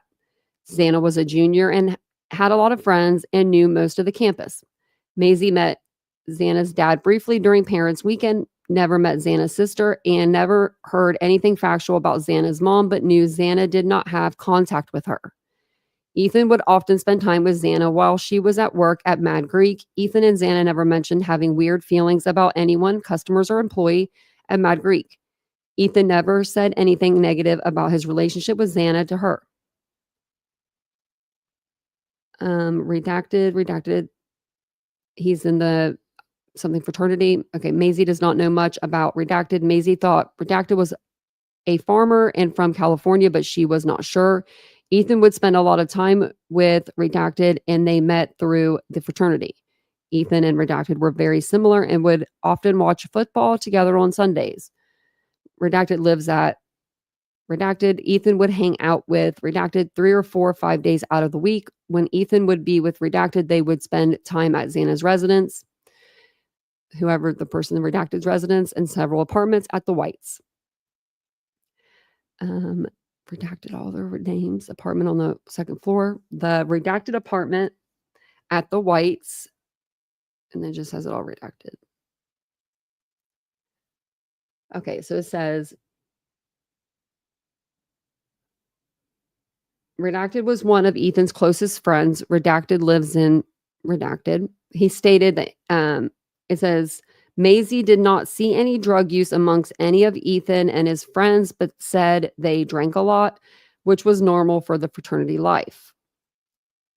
Hunter Johnson is dating Emily Allant, and was the person who Bethany and Zillan called to come to their house the morning of the homicides. Ethan golfed a lot with redacted, and redacted came to their house over the past summer several times and hung out. Ethan never had any issues with redacted. Maisie never heard of or observed Ethan get into any fights with anyone. Ethan never confided in her about having problems or frustrations with anyone. Ethan never mentioned having any issues with any of the girls who lived with Xana. Maisie spent time at Xana's house and never observed any issues between any of the roommates. Maisie said she did not know Maddie or Kaylee well and said she knew Bethany and Dylan better. Maisie thought if Ethan did have anything he needed to talk to someone about, he would most likely speak with their brother Hunter or Xana because he saw them daily. Maisie said Ethan was an open book and was not a private person. I asked Maisie if she knew what Ethan did on Friday and Saturday, November 11th and 12th. Maisie said she was not sure what Ethan did on Friday. Maisie said on Saturday, Ethan did not go to the football game or tailgate and thought he spent that time at the Whites, possibly at redacted and redacted's apartment. Maisie said in the evening, Ethan went with her to her formal event, which was at Hunga Dunga's from 1900 hours to 200 or 2000 hours. Maisie said they drove to Hunga Dunga in their vehicle with Ethan. Redacted with his date, redacted. And, all these people were redacted. They said Hunga Dunga was rented by her sorority, and this was a private event. Maisie told me she knew the majority of everyone who was at Hunga Dunga, and nothing out of the ordinary occurred while they were there. That's a weird name. Maisie said they all left Hunga Dunga in the same car and drove to her sorority where the girls, including her, got out, went inside, and changed clothes. Maisie said, redacted, redacted, and redacted, all got back into the car and left with Ethan. Hunter, redacted, and redacted, to go to a party at, I think, Sigma Chi. Maisie said she texted Ethan at approximately 14 hours, telling him she did not want to go with them to redacted and was going to stay at her sorority. Maisie said Ethan texted her several times trying to convince her to come to redacted, but she did not go and eventually fell asleep around 2200 hours. Maisie said the redacted party was just a normal Saturday evening party. I asked Maisie if she saw any weird comments on Ethan's social media. Maisie said she recently logged into Ethan's Instagram account and made it private because it was public and a lot of random people were making bad comments on it. Maisie said people were speculating this was a drug-related thing or something to do with the girls. Maisie told me she did not notice the names of the people who were commenting, but said they were weird accounts with just one follower. Maisie said people were making bad comments on all of the other victims' accounts as well. I asked Maisie if the girls had any bad feelings with any of their neighbors. Maisie said she did not think so. Maisie told me she was at Xana's house a lot of the weekends and said they would often get noise complaints. Maisie said she was present for 2 of the noise complaints. Maisie thought the person making the complaint lived in a house behind 1122 King Road, but was not certain. Maisie told me she never witnessed any retaliation from any of the neighbors. I asked Maisie if Xana and her roommates knew everyone who lived around them, and she said she did not know. I thanked Maisie for speaking with me and told her if she thought of anything else to let us know. My conversation was recorded on the DVD. Okay. So then the next one, let me see, is evidence that says search warrant for redacted Queen Road. And they took blood swabs. And it says, Officer House and I responded to redacted Queen Road at approximately 1,000 hours on 11/15/2022. We walked on the common walkway in front of the door to redacted apartment and observed the exterior of the door. The area around the door had numerous spots of dried fluid, which appeared to be rust spots from the metal roof above the apartment's door. That's the apartment right across from them. Because I remember them going around with their luminol over there. And I was wondering, why are they over here spraying it? So it says, I walked away from the door in order to conduct an interview on a possible witness, Officer House, and several members of the ISP Forensics Unit, to include Detective Hugh Powell, walked back to Queen Road. I met back up with OFC Officer House and Detective Powell, and a short time later, and they told me they believed the spot of dry fluid on the door displayed similar characteristics to that of dried blood. Namely, Detective Powell stated the spot displaying a cracking texture, common when blood dries on a surface. The spot also displayed a similar drop pattern to the blood spots found on the banister wall and the wall on the stairwell to the ground floor, which I observed inside 1122 King Road. Officer House also told me he looked at several other doorknobs and deadbolt plates on doors in the same apartment complex, all of which had a fine layer of dust. Officer House also confirmed redacted door did not have the same level layer of dust as though it had been cleaned off. I returned to MPD and was notified by Detective Vargas, who was reviewing security camera footage provided by the owners of redacted Linda Lane, of possible footage of someone walking by the cameras at 0350 hours on 11/13/2022. I watched the film with Detective Vargas. The camera show the parking lot of Linda Lane, which is situated directly south of Queen Road. The frame captures a portion of the Queen Road parking lot in the front of redacted, but does not capture the apartments themselves. The area of Queen Road is also much darker than white. Wait, hold on. Darker than redacted Linda Lane. I was like, what? I went down line. The video is infrared and is thrustly displayed in black and white. At approximately 0350 hours on 11/13/2022, per the timestamp on the video, a figure clad in dark clothing can be seen walking from the building which houses Queen Road, redacted Queen Road, and redacted. The figure walks to the west out of the parking lot and leaves the frame of the video as the figure enters the sidewalk area between the other two apartment buildings at Redacted Queen Road. The terminus of this sidewalk is immediately east of 1122 King Road. The figure is not captured by the cameras any further. Based off the information above, MPD and ISP officers served a search warrant on the exterior of the front door to Redacted Queen Road. Access to the residence per this search warrant was granted only if a presumptive positive test for blood was found on the exterior door. Nothing was found during this search, and the warrant was returned.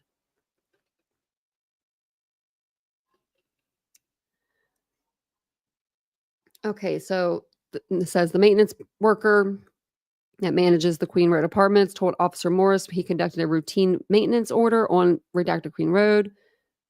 He discovered something of note. Okay. I had Officer Morris call Redacted and place him on speakerphone so I could talk to him. I asked Redacted to tell me what he found. Redacted told me he and another maintenance worker entered the apartment on 11/22/22 in order to check on a water quality complaint made by a tenant. Both men checked the kitchen and did not notice any issues. Redacted said he entered the only bathroom in the residence and began to inspect the drain, and the other maintenance worker advised there appeared to be blood on the shower curtain. Redacted said he looked and discovered what appeared to be two separate smudge marks on the shower curtain, which appeared to be dry blood. Redacted described the smudges as 1 inch by 1 inch. Damn. Redacted said he then noticed another smudge of what appeared to be dried blood on the toilet flusher handle. Redacted added there appeared to be splatter of dry blood near the light switch on the interior wall of the bathroom. I asked Redacted to describe the marks. He told me they appeared to be reddish brown in color. Redacted added, I've seen dried blood before, and the marks appeared to be similar to that. Redacted added the only thing he did in the restroom was flush the toilet in order to check the water quality. Redacted said the toilet appeared clean but became clogged when he flushed it.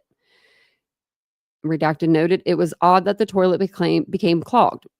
They said he and his counterpart then left the apartment. I asked Redacted if anyone else had reason or means to access the apartment besides he or Redacted between the time he left and the current time. Redacted said no. I served the search warrant with ISP investigators Jeff Talbot, Hugh Powell, and Jake Sherwick.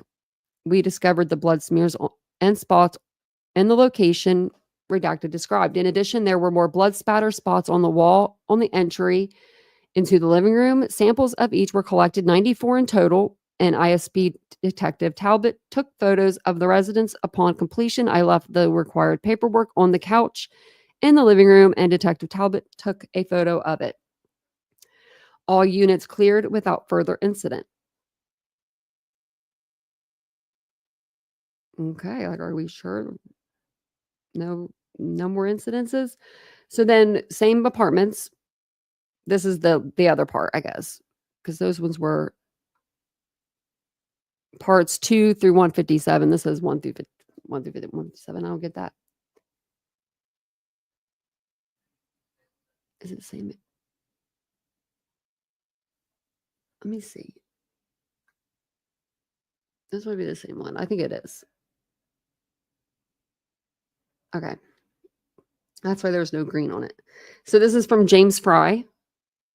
And this is one of the interviews that he did. And I hate these redactions. So I'm going to try to read it without like too much. Yeah, I don't know who he's talking about here. So it says, I asked Redacted if the information he would be sharing would be dealing with one person. Redacted told me it would. I asked Redacted if I could get the individual's name. Redacted told me the person's name was Redacted or Redacted. Later identified as, you know it. Redacted told me he did not know the individual's last name, but believed he knew where he lived. He told me he lived in Redacted Apartments. He told me this apartment is just off of Redacted Avenue, then turned onto Redacted Lane, and then right onto Redacted Street. And the apartment is across from the Redacted. They told me that they live in those apartments. So Redacted began explaining to me that he had done a lot of work for this person, who is he had been a friend of the family for many years and had done handyman jobs in the past for him. He told me in 2020 he drove this person, his daughter, Redacted, and Redacted up to a place the family goes to have a vacation almost every year. Redacted told me after they got there, Redacted, who was one of their I'm going to say this is like Delta sisters, but Redacted sisters got into an altercation with a male who was camped near where they were. Redacted told me it was a heated argument, but everyone eventually went back to their campsites. Redacted told me later in the evening he noticed Redacted and Redacted were walking past the male's campsite. So he went up. That's what it says, up on a hill where he could observe and make sure nothing was going to happen. Redacted told me he had been that he just appeared out of nowhere. Redacted told me he startled him for a minute because he never heard or saw where Redacted came from. Redacted told me he pulled out a knife to show him. They said that Redacted told him it was a hunting style knife. Redacted told me he had spoken to Redacted, who had shown a great interest in having a career in the military. I asked Redacted if he could describe the knife to me. Redacted told me it was a typical 7-inch blade hunting skinning knife. Redacted told me he had heard that Redacted grades in school and had dropped, and that Redacted had been extremely verbally abusive to him. I asked how Redacted and Redacted would travel to Moscow from Boise. Redacted told me he would believe they would ride the bus when they traveled. Redacted told me that they would stay in Moscow at Redacted's house. Redacted and his sister would stay in the basement, and Redacted would sleep outside or in one of the 2 sheds in the backyard. Guess they weren't welcome in that house. You can either sleep in the car, or you can sleep in the backyard, or you can sleep in a shed. Redacted told me if the significance of this was that Redacted would keep his knives in the basement of Redacted's house, in the wood pile that he was outside, or in one of the 2 sheds in the backyard.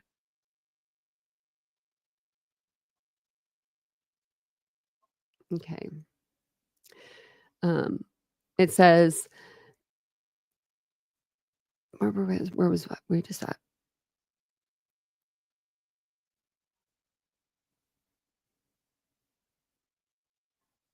Okay. Redacted told me that around the end of May or sometime into the middle of June, after COVID was letting up, he was at the Mad Greek having a late lunch or early dinner. Redacted told me this was on a Saturday or Sunday.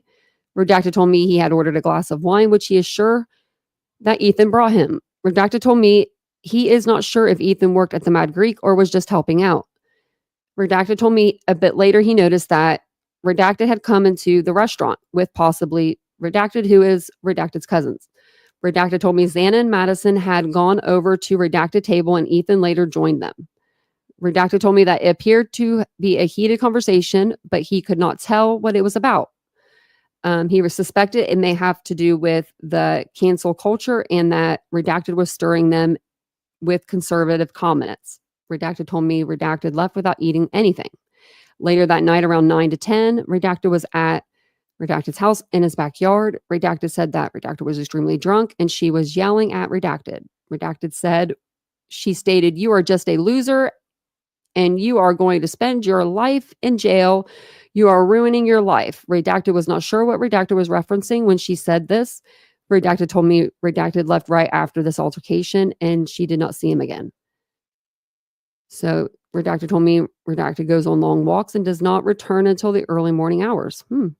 Redacted told me he was over at Redacted the next morning picking up some tarps from a job he had been doing, and Redacted showed up. Redacted told me he asked what he does after he leaves when his mom is yelling at him. Redacted told me he goes over to the college. Redacted told me Redacted believes the college is to blame for how his mom is.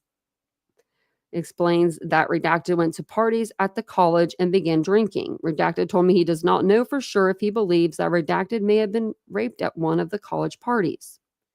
Redacted told me he asked Redacted about the conversation that took place at the Mad Greek restaurant. Redacted said that he that Redacted told him that he had followed the girls to the Mad Greek from the college. Redacted told Redacted that the two girls were lesbians. Redacted told Redacted he had went back to the girls' house, and when they came home, he was inside the house and made the statement, "They had no idea I was there. I could have killed them all if I wanted to." Redacted told me Redacted then went to get a larger knife from out of the back shed and showed him. Redacted told me every time he was around, Redacted and Redacted mom would explode on him if he stayed very calm and would not react to her. Okie dokie. And then this is the last one that we'll read for tonight. Because I'm saying Redacted, oh, we should make a drinking game out of that. Or like, how many times did I say Redacted? You know? We should do that. We should like have like a contest. And then I can go back through the transcript and like I can add them all up. Welcome in, everyone. Who's listening? I don't know. Yeah, me either. I don't know. Someone in here, someone in the story that we can't read because everything's redacted. I'm gonna start calling by their first letter or something. On December 7th, 2022, I assisted with packing up and moving personal belongings from 1122 King Road to the MPD secured storage garage. Redacted Captain Linear and I packed up the items in Bethany Funk's room and Dylan Mortensen's room. On December 8th, 2022, I spoke with Redacted Mortensen, who is something for Mortensen. I think it's her mom. Mortensen initially wanted to retrieve some items, but then stated Mortensen could come retrieve all of her items sometime after the holidays. On December 15th, 2022, I spoke with Redacted, who is in Redacted for Funk. They asked if they could send her reading glasses, passport, and iPad with the investigator who would be coming to interview her. Captain Lanier and I retrieved the reading glasses and passport from Funk's personal items at the MPD secured storage. I sent an email to her mom or whatever, her dad, stating we would be sending the glasses and passport, but could not release the iPad yet as it was one of the items seized during this search warrant. They asked when they would get the rest of her personal belongings, and I told him she could contact me and we could make arrangements to return all of her items, which are in our secured storage. I gave Funk glasses and passport to ISP Mike Mooney, who would be given the items to the appropriate ISP investigators who would be traveling to Redacted to speak with Funk. Lots of stuff coming out. So we're on number 78 of 300. We're doing pretty good. I don't know. I think that's pretty good. But I think I can cut a lot more of them out tomorrow because a lot of them are like just like setting over evidence. You know what I mean? And I think we cut out a lot of those tonight too. But we went through a lot of different documents. I told Vince, I was like, do I need to get like a external hard drive or something? So like, this is a lot. But if you guys didn't hear me earlier, I did add the first episode for the Gilgo Beach Murders documentary on our Patreon. I'll add the second one up there tomorrow morning or afternoon. Thank you guys all for being here tonight. Does anyone have any questions or anything before I jump off? I feel like I'm doing like a drive-by on you. Like I flew in, read them, flying back out. I think my dogs need to go back out again. If he didn't leave the knife sheath, yeah. Yeah, he might not. Yeah, he might have got away with this. Like, for real.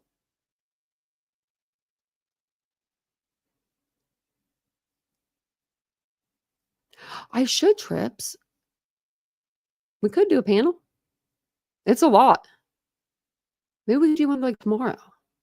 Do like everything that we've learned so far. Because it's a lot. It's a lot. It's a lot to go through. Like when you're reading the documents, you're comprehending it, but you're not comprehending it until you read them like a second time. So this is like my second or third go at them. So yeah. Well, I'm glad you guys, and I'm sure you guys all have each other in the chats to be chatting. Oh, Cherie, that it's so good, that docuseries. I'm I was into the Long Island. I've been into Long Island serial killers case since since it started, like 10, 12 years ago now. But I didn't know like a lot. And I still we still do was doing lives and learning and stuff about the case, but watching this documentary, it puts you in a different perspective. I'm in a different mindset with Asa, with their stepson, and then um, with the daughter. The daughter's she's very intelligent. I think, and I'm not saying I didn't think she was before, but when you don't hear somebody talk, or when you do and they're yelling at you like Asa, kind of makes you just want to step away from Asa. But then she opens her mouth on this docuseries. I haven't seen the third one yet, but she's like human. Like I'm like, oh my gosh, did she smile a little? Did we just get a little smile out of Asa? Yeah, they're still linking victims to him. Yeah. I wish the trial was going to be live too. That's why I just got to make it interesting for y'all. That's all. We just got to make it interesting. You know? And we can have Tom go over and check out the area. Go rattle some cages. But no, I think it's a good case. And maybe we'll start back at the beginning of it again. But this docuseries is really good. And I'll let you know at the third part. I haven't watched it yet. I want to watch it. I've been wanting to watch TV on my TV in my bedroom, but I can't figure out how to get my Roku back on there. Vincent isn't here to help me. Yeah, they're going to stack all the cases, I'm assuming. Or they could just go through with some of them. But I mean, they started with 4. Just think, all of this started with one girl going missing. Just missing. It's on Peacock. And then I have it on my Patreon. But yeah.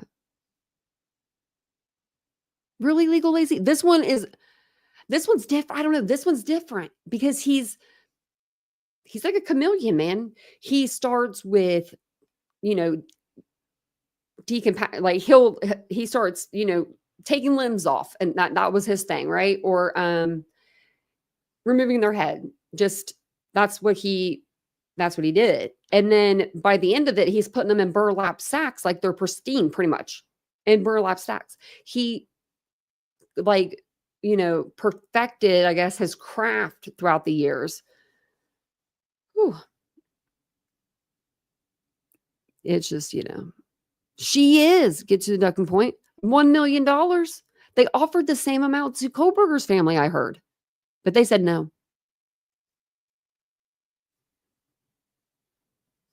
Yeah. Fine with roadmap. Yeah. The do's and don'ts. Yeah. The DoorDash driver saw him. And I think she would have definitely testified. Trace Adkins' voice to make the women faint.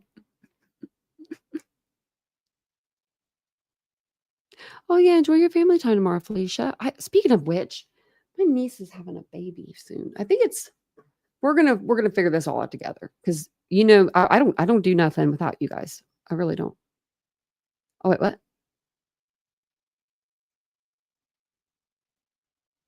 Oh, okay. My friend sent me pictures of us when we were kids.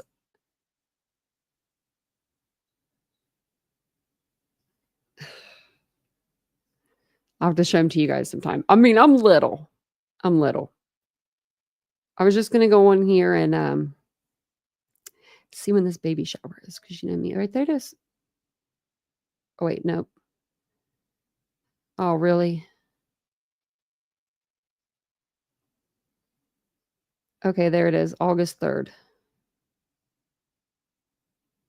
I gotta get that. I gotta bring my niece something. So I went to the eye doctor last week. Legal Lazy. Thanks for asking, you guys. You guys asked, and that was really nice of you. So this eye is not sitting like as well as this eye. Like they're not sitting as well. So I was going to have my now everyone's going to be looking at my eyes, but I pointed it out. But I was going to have my prosthetic doctor like reshape, like remold my eye, and then I thought that would solve the problem. That's my first thing to do. And then my second thing was like, do we have to do surgery? And he's like, yeah, you're probably gonna have to get surgery. Like if you want this fixed, they need to do like a lower lid lift and stuff. I get these done like every year, but it's been 3 years since I've had a surgery actually. So not looking forward to that. But then they might have to do like a dual surgery where they do like a facelift, like half of a facelift. I don't know how they're gonna have to do the whole facelift, right? Like because I have metal on this side, right? But we're not hunky dory and you know what I mean? We're not doing one side, not the other anymore. So I don't know. Maybe I'll get free facelifts for the rest of my life. Hey, I think I deserve that. I got one eye. Come on, guys. Just give me that one. But no, I think it's all the metal. So me and him sat and we talked and he was like, yeah, just talk to Dr. Katz. So I'm going to do that tomorrow. I'm going to call him. That was the one thing I forgot to do today, which I did a lot of stuff on my list, which was good. Facelifts were redacted. Yeah, facial surgery is painful. Oh, tell him not to be scared of surgery. Next time I have surgery, I'm going to take a video of it. I've been awake during my surgeries, like hypnotic surgeries, like where you're like, they give you the good meds where you don't feel nothing, but you see everything and you can hear, but you can't talk. It's like, it's almost like you don't want it. Don't do that one though. See, like he can go and be put completely under. Can we redact Nightbot?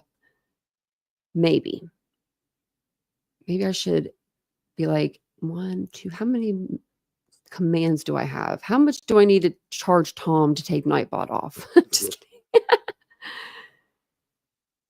Yeah, it's like sleep paralysis, but it didn't really bother me. I was in a car accident, Chris. Yeah, I was in a real bad. I was in a car accident. I was the passenger, and so we hit a tree going about a 120 impact altogether because he was going 60, tree. And then I lost my eye and metal, broken bones everywhere, more metal in my legs, metal everywhere, metal in my foot, metal. Just I'm TitaniumBuilt. And so that's my backstory. If you guys don't know, I was in a car accident. I'm going to tell it on my second channel sometime soon. Because it's a good story to tell. It really is. It'll motivate somebody out there. I'm just saying, like,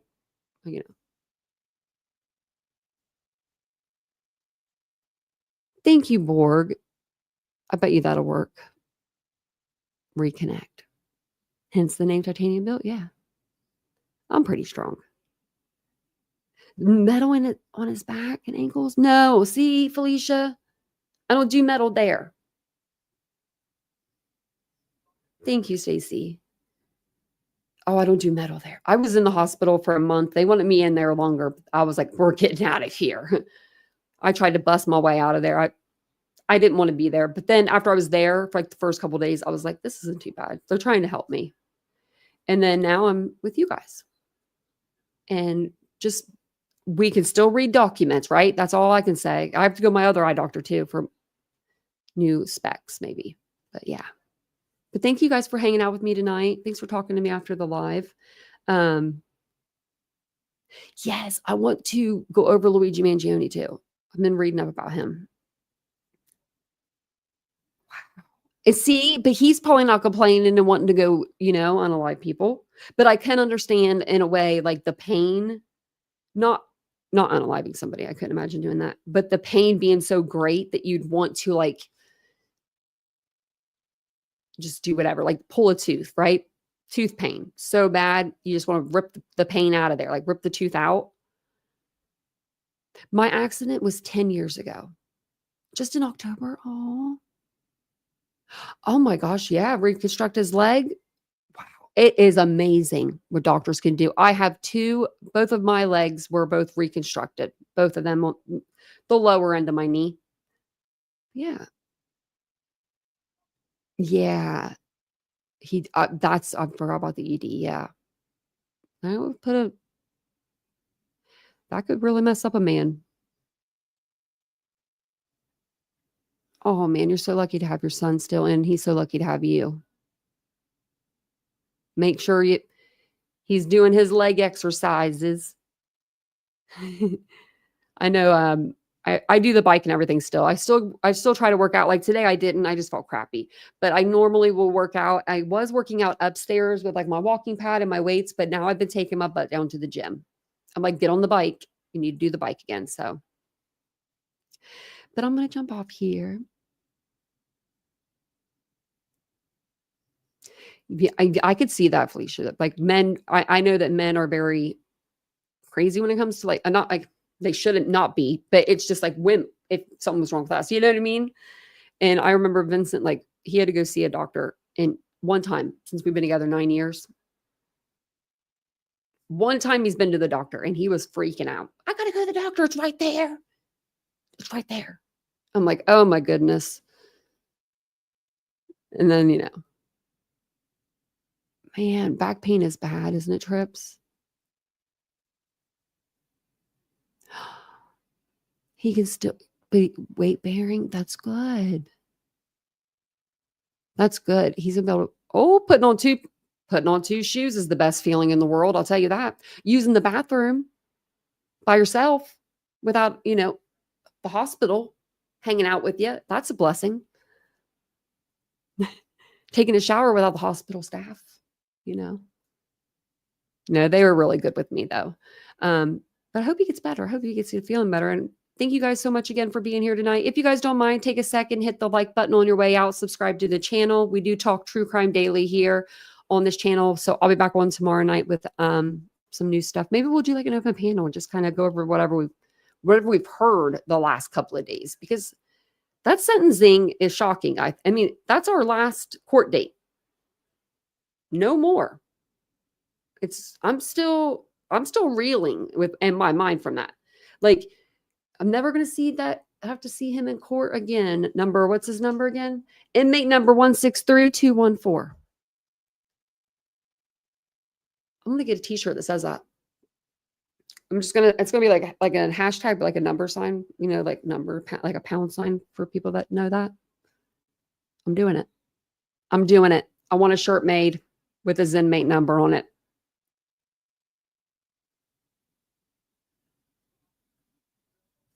Okay, yeah. Thank you, Borg. I appreciate that. Well, no problem, Chris. We cover a lot of cases on this channel, and we've been covering Idaho since it happened. So thank you guys so much for being here. I'll be back on tomorrow. Tomorrow's Friday. Maybe we'll do something during the day. I'm not sure. I kind of missed y'all today. We didn't have a live during the day. And I've been doing that the last few weeks. It seems like every day. So, but I'll see you guys later. Have a wonderful evening. Be safe. Be blessed. And I'll see you later, guys. Bye.